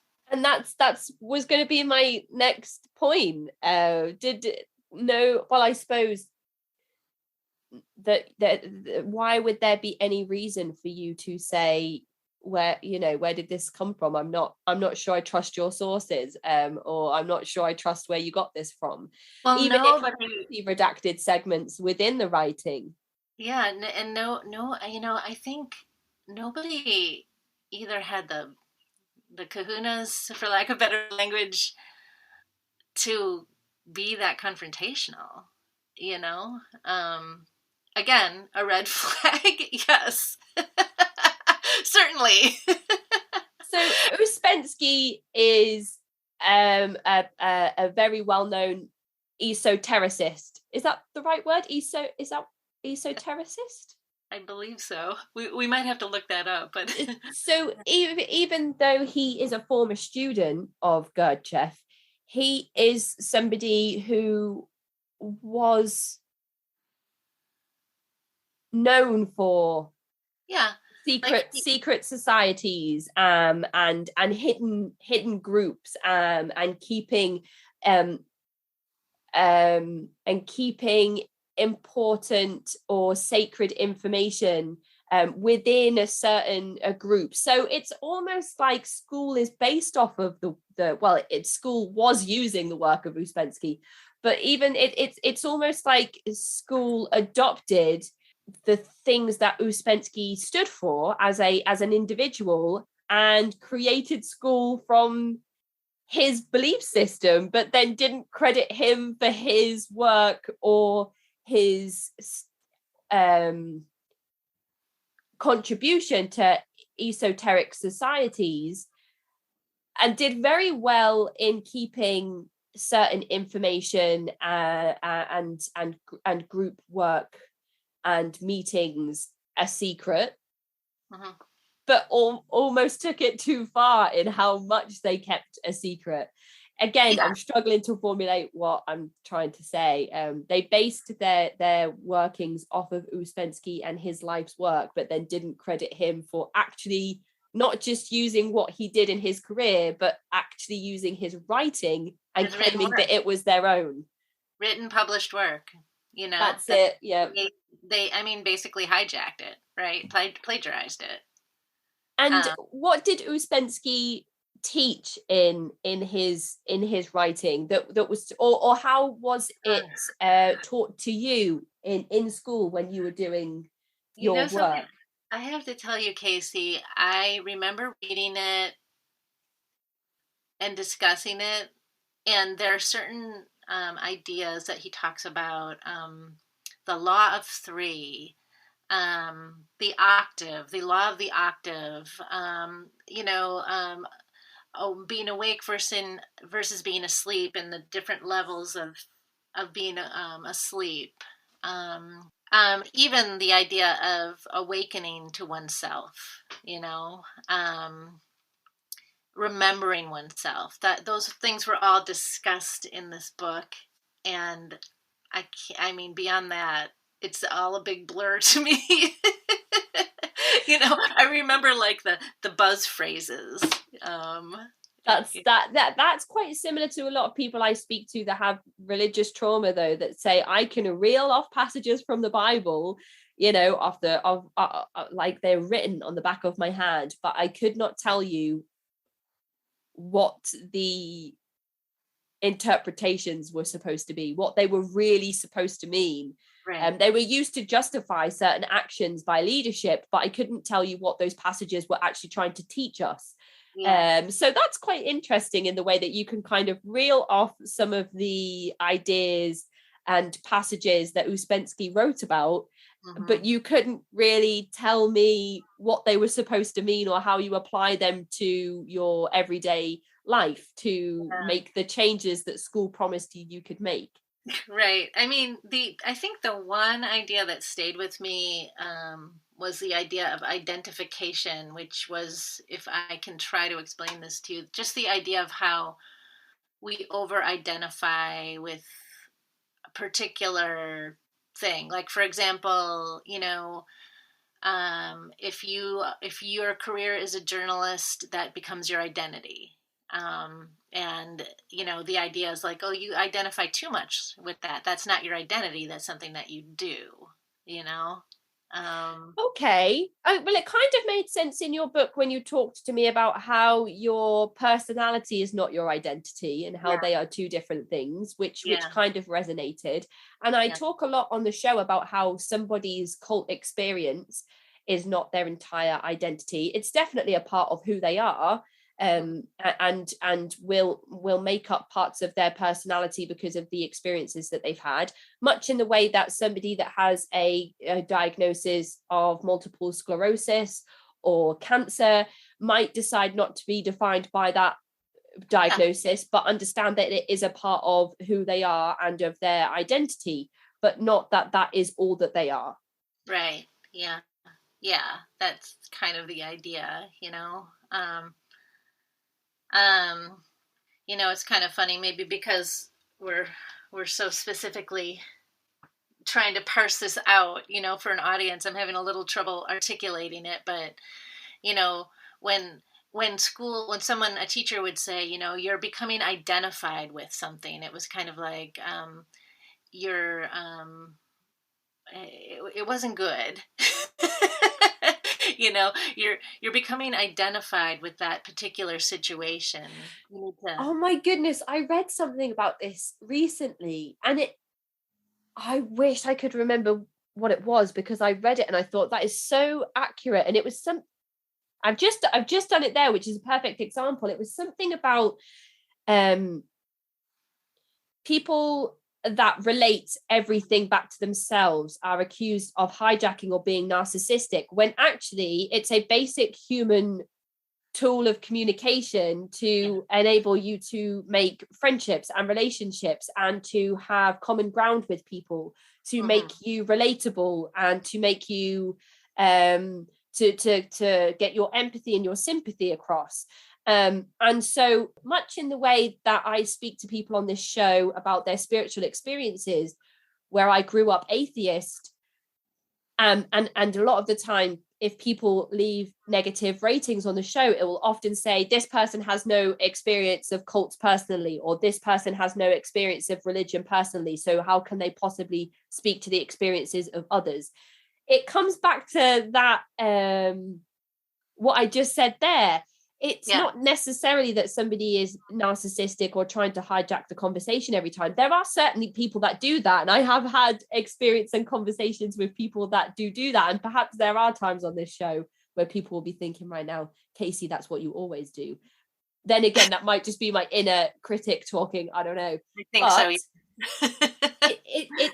It's that sort of the thing I read said, stop trying to make people feel like they are doing something wrong when they are simply saying, do you know what, I'm really sorry that happened to you. There was a time where I felt that same way, and if you want to speak to somebody about it, I remember when someone passed away and this is how I felt, or I remember when I was in a job that I hated and the work environment was toxic and this is how I felt. And that doesn't mean that you're trying to take the attention away from the individual who's expressing their pain or discomfort or grief.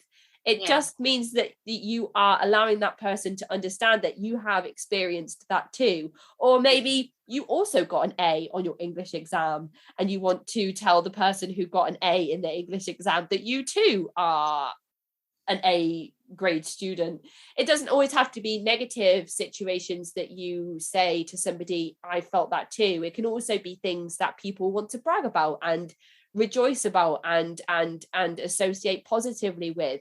That might be it validating that person by saying to them, you're not alone in this experience, because I myself have experienced it, so I know that you're not on your own. Yeah. I mean, it gets murky, but so when school is saying to you, you're identifying with that too much, it's like they're stopping you from allowing that experience to happen. They're stopping you from allowing that, oh my goodness, I've had that experience, or I feel the same way about that thing, or I feel connected to that place or that person or that subject in the way that you're telling me you feel connected to that person or that subject. They're stopping that interchanging. And there's another kind of level of it where, like, if you're identifying with something, you don't have enough objectivity. You're not separated enough from it. You're merging with it, And I mean, it's a little tricky because, perspective is important in life, right? But it's probably, if somebody's telling you in a very punitive way that you're identifying with that and you don't have enough perspective and objectivity, that, that's not helpful. It's kind of this emotional, taking an emotional ram, like a battering ram,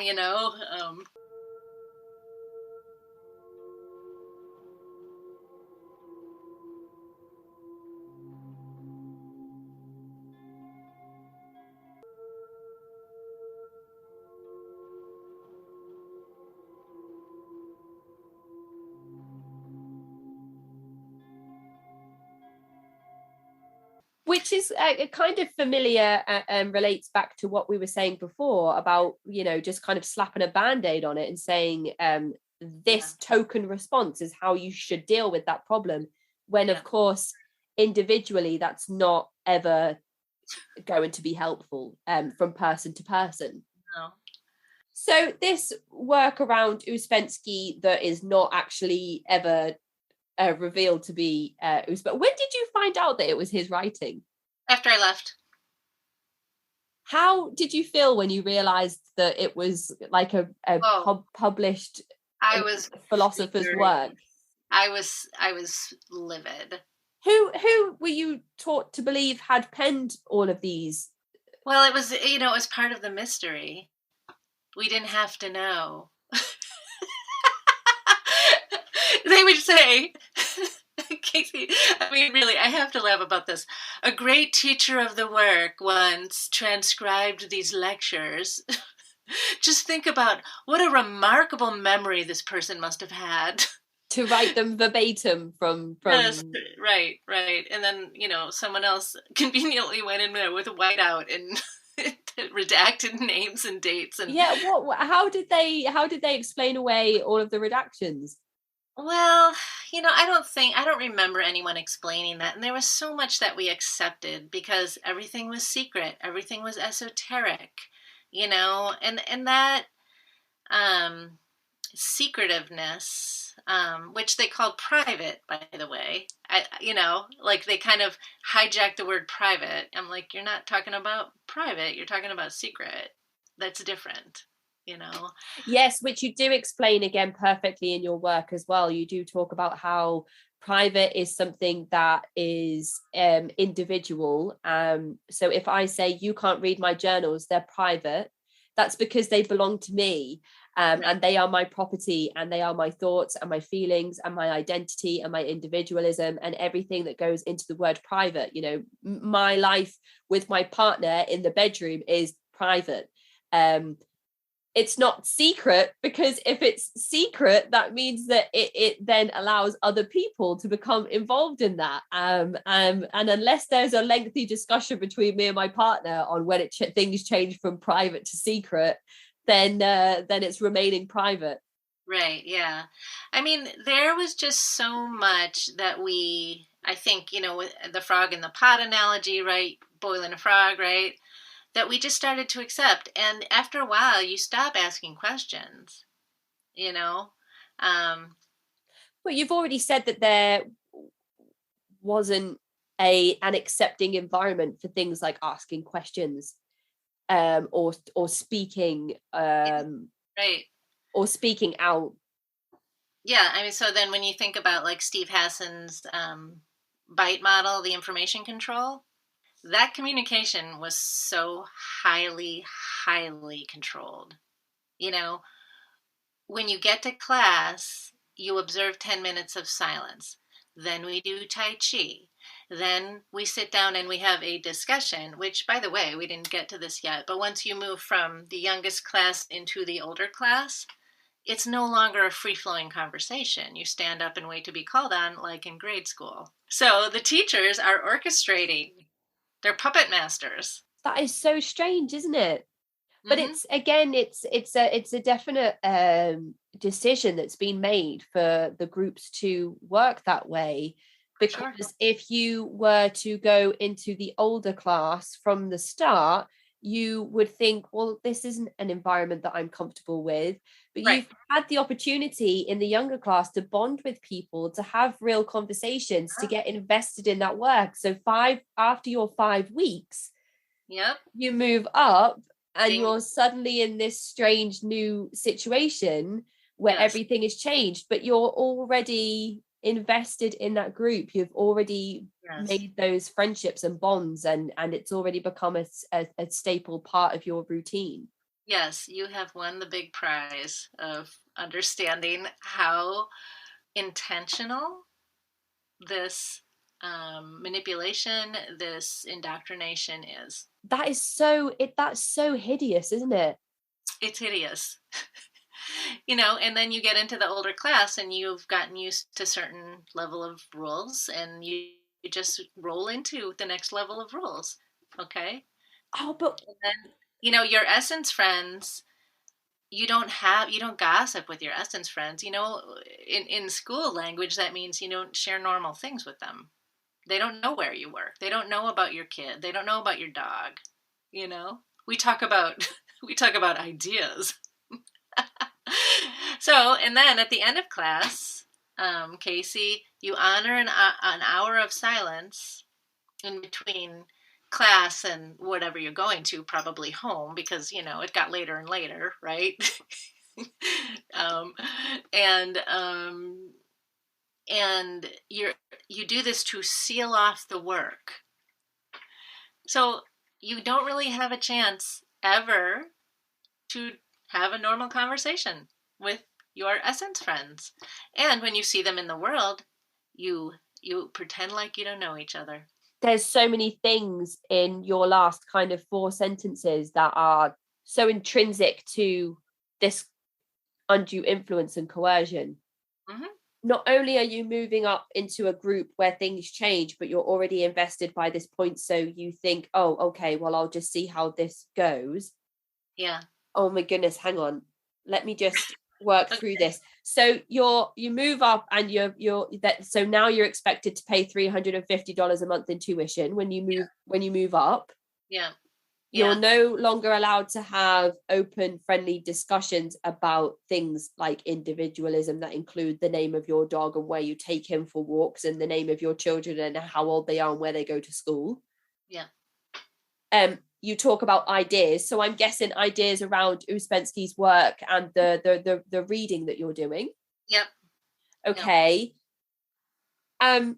So there's that, but then there's also, you're observing this hour of silence, which means that you can't say to somebody from the group, hey, do you want to go and get a drink after work? Or hey, do you want to go catch a movie after work or go and have some food? Never ever happen. But you also, if you're following school in the way that most of you were from the reading that I've done on you and Spencer's memoirs, that takes away the opportunity for you to go and tell other people outside of school where you've been, what you've been doing. If the sessions are getting later and later, then you're probably going home just to crash because you're getting up so early to organize parties and stuff, which we'll get onto in a little while.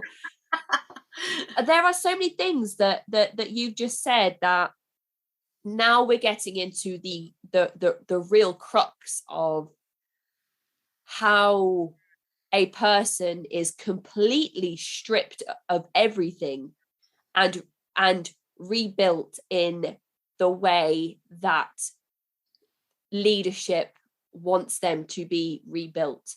And if there is any pushback or any difficulty, life gets extremely uncomfortable for the individual who is no longer allowed to exist as an individual, which you depict in your work so beautifully. It's really something. So the title of the memoir, which we haven't even said yet, is The Gentle Soul's Revolution, a secret cult, an open rebellion, and life lessons about protecting and honoring your gentle soul. And what you do in your work is you don't do what I try and do in these interviews, which is chronologically go through somebody's experiences and say, okay, so this happened in A, B, C, D, E, F, G. In your work, you say, this is what happened, this is how it felt. And then this is what happened, and this is how it felt. But it felt like this because of this. And then it felt like this because of this. But let's go back to this because then that happened. And it's not confusing in the way like the film Memento, if you've ever watched that. Christopher Nolan's Memento is like the most bizarre, fragmented range storyline. It's not like that. It what it does is it allows you to explore how that relates to other groups and cults and cult-like methods, and to apply actual other lived experiences of people that you've spoken to and interviewed for your writing to say, this is why leadership did this, and this is the effect that it had on me, and this is the effect that it had on other people from this organization and this group and this movement, and this is what they did, and this is what I did, and then what happened from that is this and this and this. And that is what is so important about your work. Even though it's not chronological in the way I try and formulate these interviews in some roundabout way, it gives us your entire journey almost from like an aerial perspective, which allows us to bring in and understand other people's experiences. And you have this way in your writing of giving other people, other survivors, a voice, almost like they have their own passages in your book, which I thought was really moving and really empowering. And I imagine that anybody that you sat down and spoken with and referenced in your book will feel the same way. I feel like they will feel seen and listened to, and that their experiences and the effects that stay with them every day are validated in your writing, which is so amazing. But what I'm trying to say, but by kind of talking about all of this, is that your book is kind of like,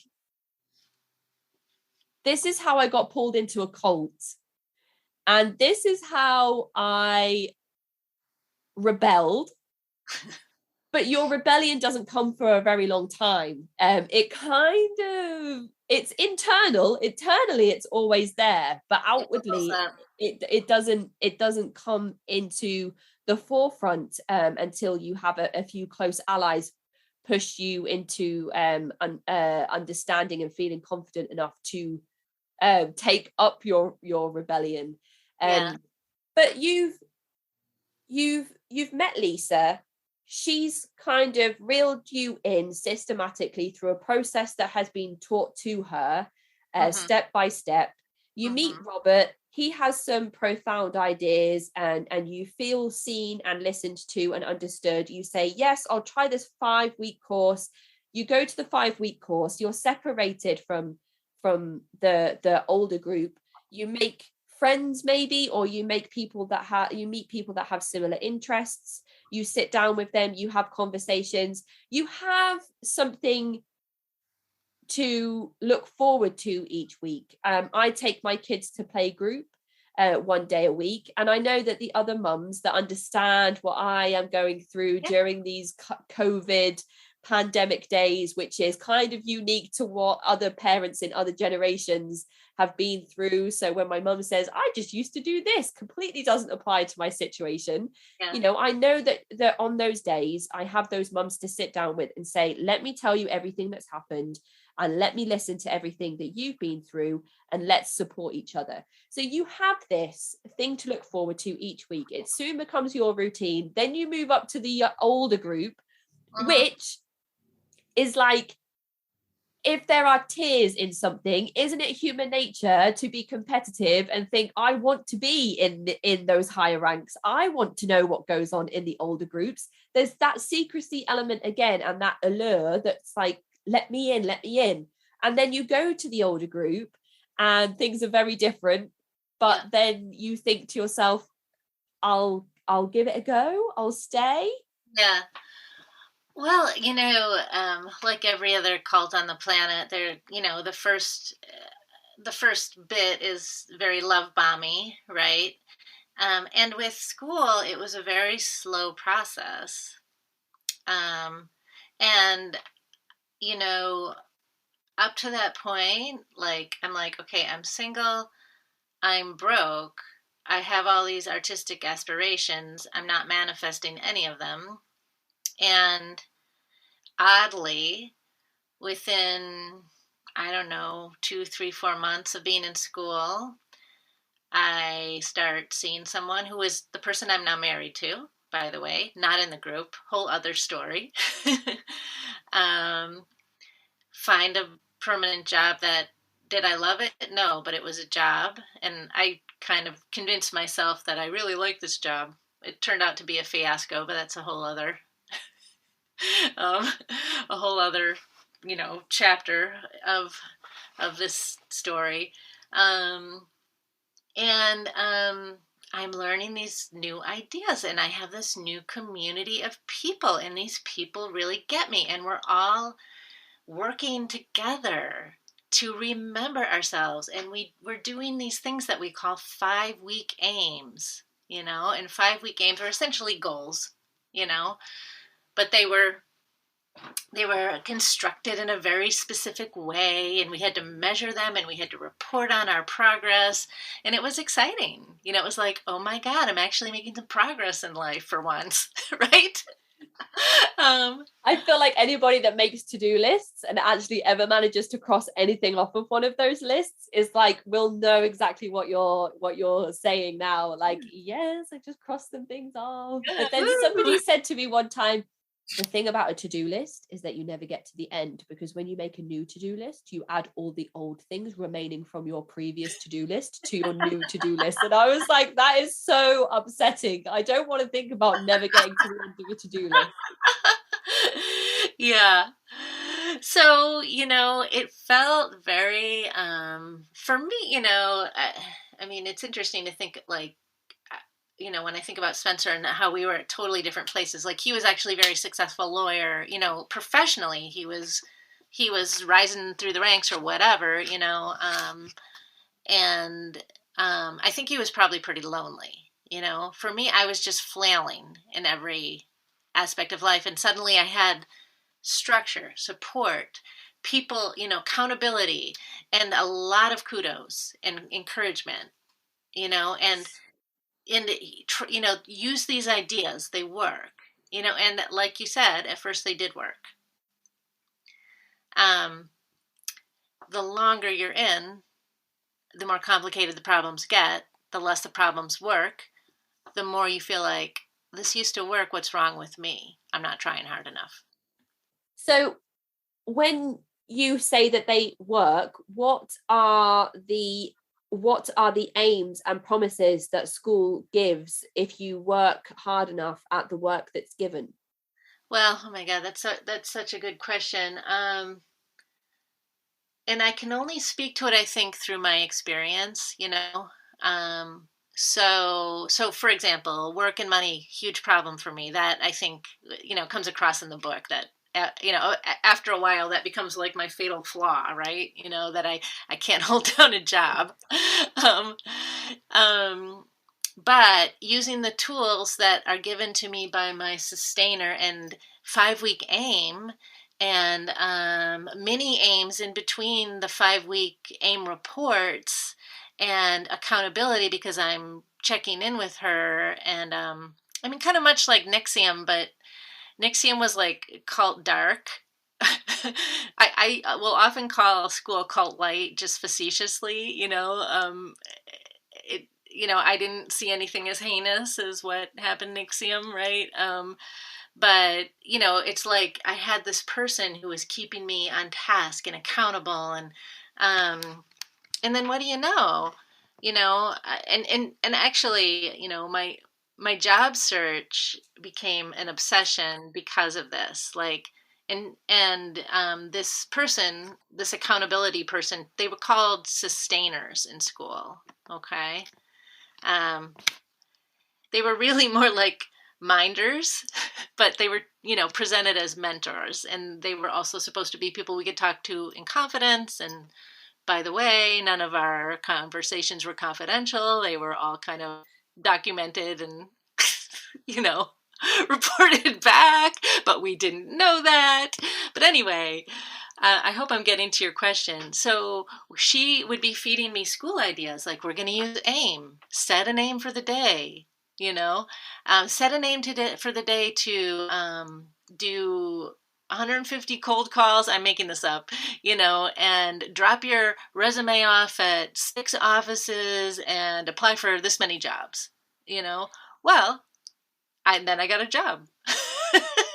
So the work was specific to you at first. It wasn't like, we are going to heal the world through our secret knowledge, one recruit at a time. Yeah, not at first. Okay. Yeah. Because Although, I was thinking about Helen Zuman's experience on Zendik Farm, about how she joined and had the community aspect, which she really enjoyed. And then there was the kind of radical take on relationships, which she then kind of experienced. Again, not something you jumped into. And then there was the level on top of that where the matriarch would talk about how they were, well, which came from Wolf Zendik, but then translated onto Arul after Wolf Zendik died, about how their way would change the world, and that their way of living would be is the correct way. Yeah, but that would come later, you know. Yeah, it didn't start there, so I wondered if that's kind of where your work was going.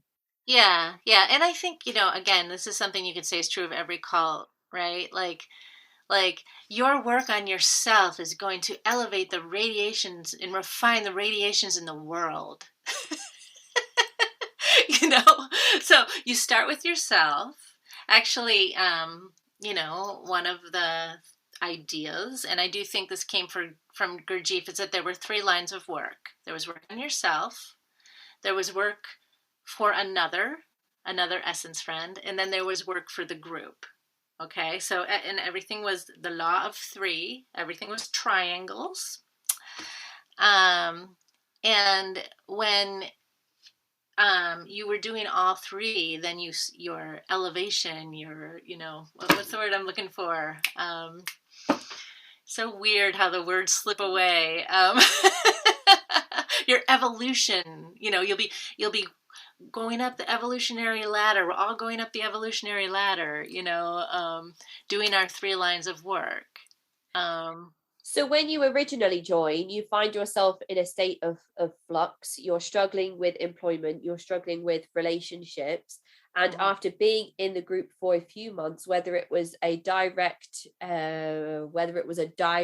response to being a part of the group and perhaps changing the way that you felt in your personality or the way that you presented yourself to potential employers or potential partners, because you'd found something that made you kind of feel more comfortable or more like yourself. It's hard to say whether school was had a direct hand in things, because we don't know what would have happened if you never found school. Yeah. But there's huge confirmation bias in the fact that you found a job and then you found a partner who you fell madly and deeply in love with. Yeah. And I never met somebody you know, my previous relationships were not auspicious. I'll put it that way. You know, so this is the first person I've met where I'm like, this could actually be someone I marry. And I did, you know, and we're still together. And does that feel, did at the time, did you give credit to school, or did school take credit, or both? I was like, I mean, again, you know, Casey, it's a little tricky because I always struggled with the cognitive dissonance. But in the beginning, you know, the cognitive dissonance was maybe 5% and 95% of me was going, this is fucking awesome. Right? I have new friends. I have these new ideas. Things are working. I've, you know, a committed, lovely new boyfriend. You know, we're clearly going towards engagement. First time in my life, you know. I mean, I was in my 40s. I was like, and all I needed was this group. Right? I have never, ever gotten to a point in my life where I felt like things were working, and suddenly I stumble into school, and suddenly these kind of hallmarks of adulthood, right? Like work and money, relationship, having a home. Suddenly they're in my life. I can achieve these things. We've got to Spencer's, like, you know, people will be injured differently in the same crash. We've got to that part now of this story. Yeah. Because you mentioned before that Spencer was a successful lawyer. He had a great career. He was moving up the ladder. maybe he was a bit lonely. I know that he considers himself a lifelong learner, which I think we all should be, or strive, or should strive to be, and always want to have a passion for learning in life. And his situation on the surface was very different to yours, but you aren't going to walk away from this group now that you have this job and this this love interest that you have bonded with so strongly.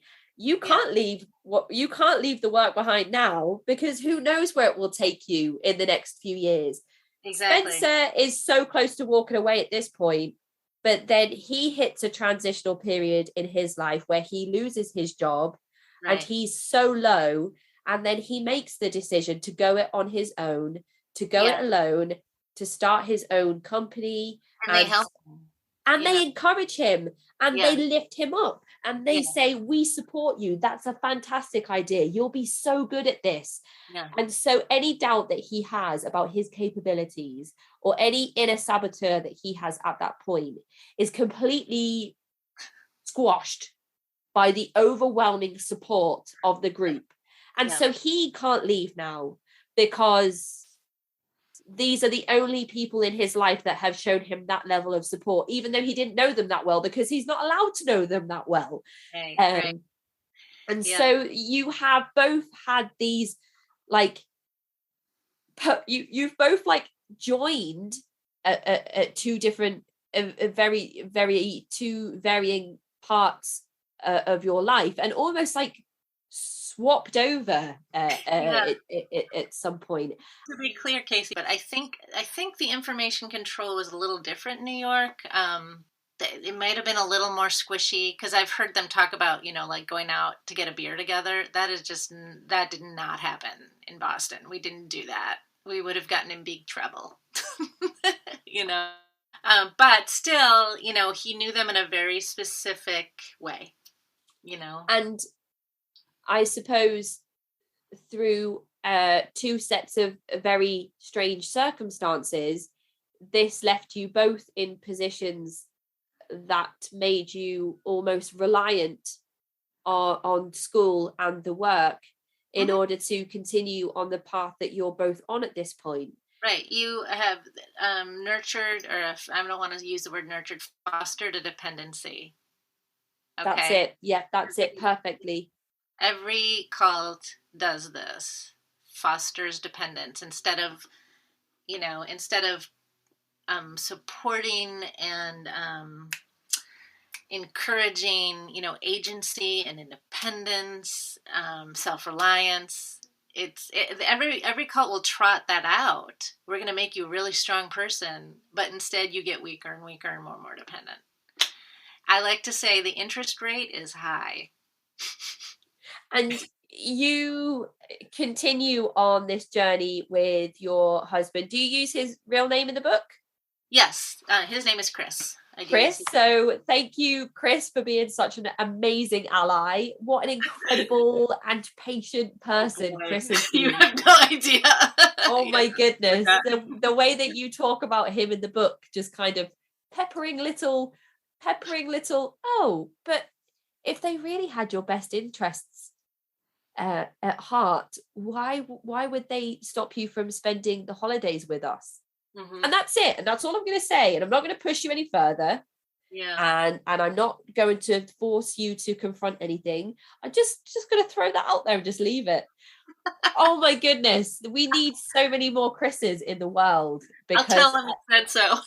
I feel like so many people have tried to crack the best way to communicate with victims of various cults and high demand groups, and there is no perfect method, but what Chris did and his patience was just so incredible. And every time you mentioned just a little thing that he did, I was thinking, go Chris, because it eventually it worked, and because we wouldn't be sitting here talking today. And of course a lot of the work that came from it you had to do, but he did kind of little gentle nudges in that direction.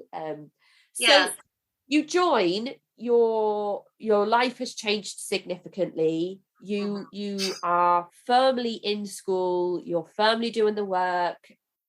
What changes? I've spoken to so many people that say I should have just left after a year because it was utopia for a year.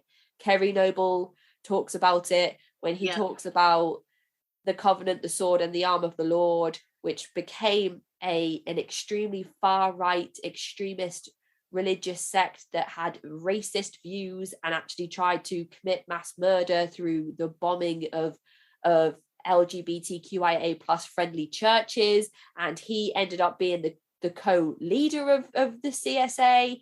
And he is just such an incredible author and voice, and his journey is wild. But he says, if I would have just left after 2 years, I could say that I experienced utopia and that would have been enough for me. But I didn't. I stayed. I ignored the red flags. I ignored the warning signs, and things got really bad. Yeah, it sounds like he was called to darkest, the worst of the worst. But I feel like the time frame is about right. Like, if I had left after a year, I would have been like, had this experience. Now I'm, in a relationship. It was a wonderful experience. I'll take the tools with me. But I stayed because the longer you stay in a cult, the more dependent you feel upon it.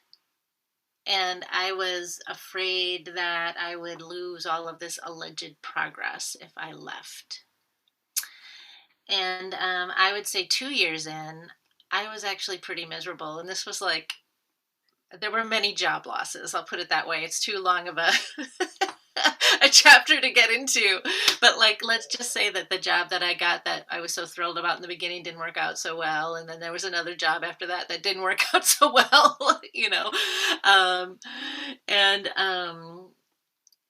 so I don't know, maybe 2 years in, I lose one job or another. I start another job.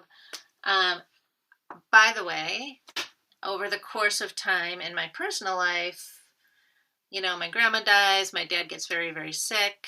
My dad died in 2009.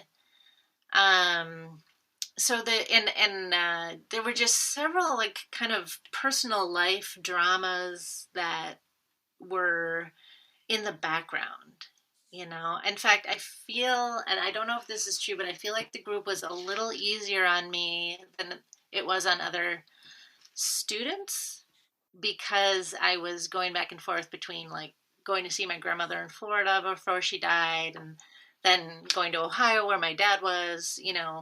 They were, I think, treading a little bit softly with me than they did with other students. So 06 to 08, I got married in 09. I think after I got married, it was like all bets were off. I mean, all the love bombing stops, right? And at that point, I'm extremely dependent emotionally on this group. I feel like I can't, I don't mean to be crude, Casey, but I almost felt like I can't even wipe my ass without asking how to do it, like it's that bad, right? And the cognitive dissonance was so fucking loud at that point. So along with a book, I have also written something that will, I hope, one day become either a one-woman show or like a mini musical, okay? There's me, there's my inner skeptics who are like, what the fuck are you doing? And then there's the starry-eyed believers. And there was a constant debate going on in my mind. And, needless to say, the longer I stayed in school, the more crazy I felt and the less functional I became. Right. And then, of course, it was always my fault that I was so dysfunctional. If only I tried a little harder. So yeah. The people listening won't be able to see, but there's just me kind of like with my hand over my eyes, just kind of hiding away from. I can confirm that is true. There's a few things that you've said there that I feel are important to highlight. First of all, it's the fact that you've had then these losses, and this upheaval in your life where you feel extreme grief.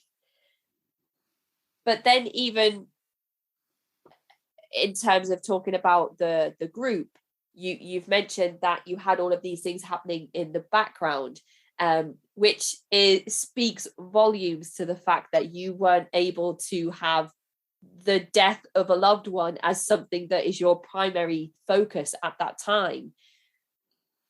How does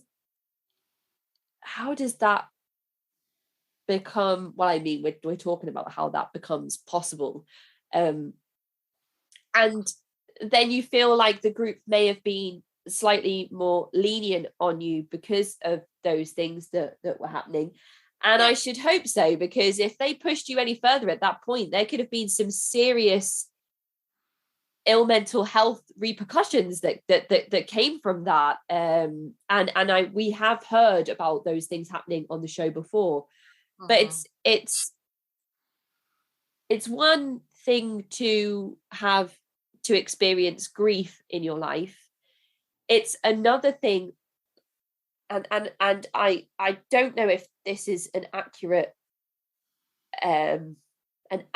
take from what you've said, but Mary Mahoney, when she talked to me about her experiences in the Children of God and her memoir, Abnormal Normal, My Life in the Children of God, she talked about how her mum and dad passed away and she felt guilty about spending time thinking about them, or spending time thinking about mourning them, or trying to mourn them, or secretly and silently mourning them, because she couldn't do it outwardly in the Children of God, because that's her grief is not for God, and everything that she does should be for God. So the death of her father or the death of her mother, it would be selfish for her to mourn somebody that she was so close to when she was growing up. So I don't know if you felt like guilty for having these experiences in your life, and how they may have taken some of your attention away from the group, and how you were thinking, I need to get back there because I have responsibilities within the group. How did that feel for you at the time? Well, it's interesting because I think, there's a way in which, I was having the cognitive dissonance, and particularly when my dad was in hospice, I was like, fuck everything else. I didn't care. I didn't feel an ounce of guilt. The school was actually very supportive of me at that point. I was getting phone calls every day from a teacher, like, how are things going? She'd talk to me, she'd listen. There was still like the love bombing quality. It wasn't that harsh. I mean, that's just heinous that this person couldn't mourn her parents. Oh, absolutely. Yeah. There's some heartbreaking accounts that have come from interviews around that particular group. Horrible group.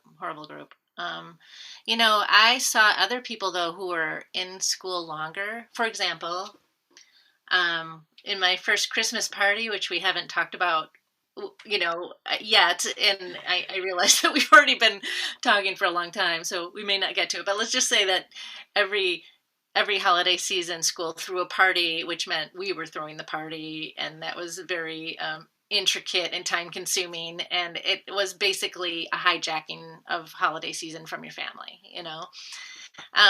but I think this was my very first year.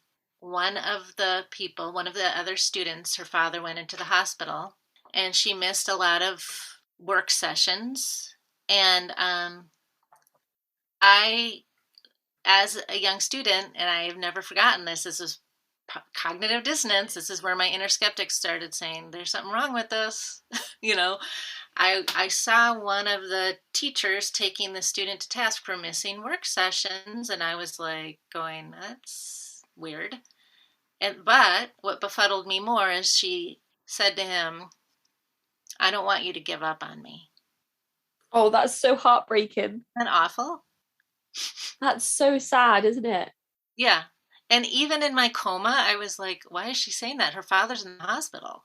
So perhaps at that point, she could be experiencing what Mary spoke about when she felt guilty about wanting or Yeah. needing to grieve the death of her parents. Yeah. This particular person has a very ill parent, and they are spending time with them, and they're worried about how that might implicate their position in this group. Isn't that awful? That is really, yeah. Another example is there was another classmate whose father died. I think it was after mine. It was after mine because I was very like um, identified, you know. I was relating to her, right? How dare you? I know, it's terrible. Um, Her father died, and in our class, we would get up and ask for help. And she got up and asked for help because, of course, she was grieving and she was crying a lot. And I heard, this is like a rare, courageous moment that I had where Robert started calling it self pity. And I remember getting up, like a good student. I stood up and waited to be called on, but I was like, her father just died. Don't you think of course she's crying. Of course she's sad. And again, Casey, she defended him. Oh, It was, okay. it was kind of like, at this point it's self-pity and Robert's helping me. You don't understand because you're a younger student. At that point, I was still considered a younger student because I think they knew that my toe was always out the door. That is so interesting there's still that level of superiority in such a moment of crisis and vulnerability. Yeah. And someone coming to her defense, or perhaps she feels embarrassed by somebody coming to her defense after Robert has said this is self-pity, and she's thinking, who am I to question Robert? But then that also reminds me of a lot of situations you see around domestic violence and domestic abuse, when one person is being abused by a spouse or a partner, and then somebody from the outside comes in and tries to take that person out of the situation, and the person being abused will actually either act out physically or verbally, and say, don't get involved in my situation. That's not an uncommon thing to see, I don't think, in those particular situations. And there's a lot of similarities between domestic abuse cases and cults and cult-like methods of control. And there are one-on-one cults that do exist, so maybe they're one in the same. I'm not an expert, but maybe I should ask Yanya what she thinks about that. Well, honestly, I think they are the same. I think abuse is abuse. The cycle is the cycle. It's the same. It's like in one case it's a one-on-one, in another case it's this group pathology that's playing out, And how does Chris react to this? Because if it's such a secret society, I mean, how much are you allowed to tell him? How much does he know? You said after your first meeting, you were like, listen to what this guy's been telling me. Doesn't this sound strange? And your friend's like, yeah, I would run. And you're like, yeah, I might stick around a little while longer. But I mean, have you had the same approach with Chris, or does he kind of think that you just meet with a group of people and you read from a study book on Tuesday nights? Let me clarify a couple things. One is I didn't have that conversation with my friend until after I left. Like right, okay. I didn't tell anyone except Chris anything. Wow, so, okay. My friends, my family, nobody knew anything. They knew that I wasn't as available. And then when I started like becoming like mentally ill, I will call it that. I had friends who were like, I'm worried about you. What the hell's going on? Right. But Chris, in the beginning, when we first started dating, let me rewind a little bit, Casey. In the kind of most pure following of this rule that you don't talk about school because it's the invisible world, you wouldn't tell your spouse. Okay. I broke that rule early on and told Chris, like, I go to this thing every Tuesday and Thursday night. And it was very early, like maybe like a third date or something. And his response was, well, if this thing helps you, that it's not my business. I'm not going to try to control you or tell you what to do, if you think it's helpful. Like, he's trusting me. I'm a grown up, right? And so we used to call it Tuesday, Thursday thing. Like, I'd be like, I'm going to thing tonight. I'll see you after, you know? And of course, at first it didn't take up as much time. It was just twice a week I would go. But then the holiday season came. And every year we fought more, Not only do these groups exploit the members, they take advantage of the members' support system. Like, our real support system is going to be like, I want to, if this thing's helping you, I'm going to support it. I'll help you continue. I'll help you pay for it. I mean, I was using our money to pay for this, right? So at first, he knew very little. He knew that I was going to this thing. He knew that I wasn't supposed to be talking about it. He trusted me that I wasn't in a cult. And then holiday seasons started getting worse and worse. And then he started calling it a cult every once in a while when angry, which, I'm sure that you can understand, right? But you're right. He was very judicious in the way that, and smart in the way that he would push me and not push me. And then every once in a while, he would try to find information. He would do searches online. And then, he finally, at the end, I honestly can't, I feel like honestly, I do feel like I have a guardian angel. I mean, for whatever reason, his timing, when he found information on the internet after years of looking, and was able to confront me, like, I found these websites, I was ready to blow a gasket. I was about to either leave or lose my mind. So it was, at first, she was like, I'm hands off, and then it was like, our holiday seasons suck because you're never here, and that sucks, and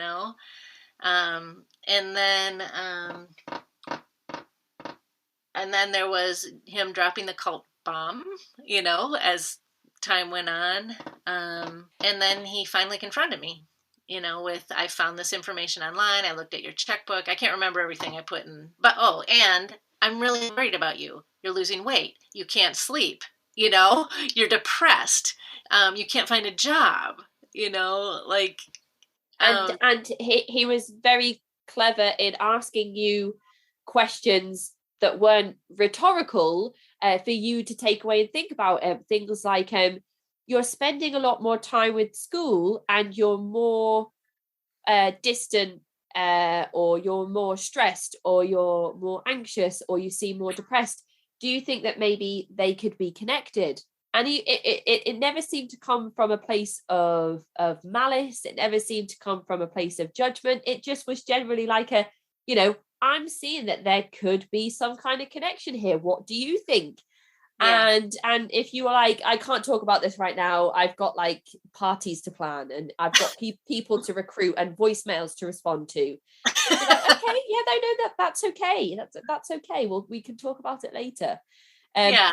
But even what you've just said there, your relationship came under significant strain more and more and more as your involvement with school became more and more and more. So that speaks for itself. But yeah, even on your first few dates where you're like, so I go to this thing, on Tuesdays and Thursdays, even then it's almost like you're admitting to yourself and to him that it's a little bit dodgy, because I can't tell you anything about it. So I know that it's weird, but that's where we'll leave it. So it's almost like from the start, you're admitting to him without telling him that that that's what it is. Yeah, something's wrong, clearly there's something weird going on here. It's interesting that you said that you were ready to leave him in the end, because the responses that you were getting from your sustainers and from leadership at that time was kind of pushing you into that being the only option that you had, was that your husband is the problem. You need to leave your husband. And the book itself as well, it's like it feels stressful at that time, because you're like, that one person's telling me this, and then my husband's telling me this, and then I'm being told this, and then I feel this way, but I also feel this way, but then what if this happens? And it's like all of these things are going around. So we kind of all really feel like we're in that headspace with you at that time. And it kind of does feel confusing. Like even with the podcast work, if I have too much to do, or I've given I give myself these deadlines. So why do I get so stressed? Yeah. So I give myself these deadlines, and then I have all these things that I want to do, or all of these things that I have to do, in air quotes, because I don't have to do anything. And I feel like I'm walking around in really thick fog. And there's so many things around me that I can kind of see the outline of them, but I can't quite make out exactly what they are. And I walk around in this fog sometimes, knowing that I have all of these things that I want to have done by a certain time, but not knowing exactly what those things are, how to start them, when to start them. I have creative ideas that I think will be really good that come to me just as I'm about to fall asleep, and they're kind of in the fog somewhere. Yeah.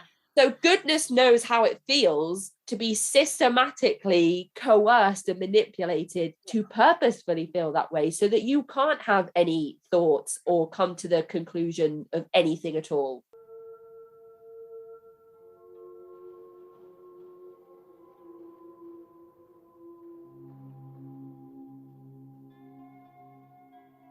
This is the end of part 1. Part 2 is available to listen to right now.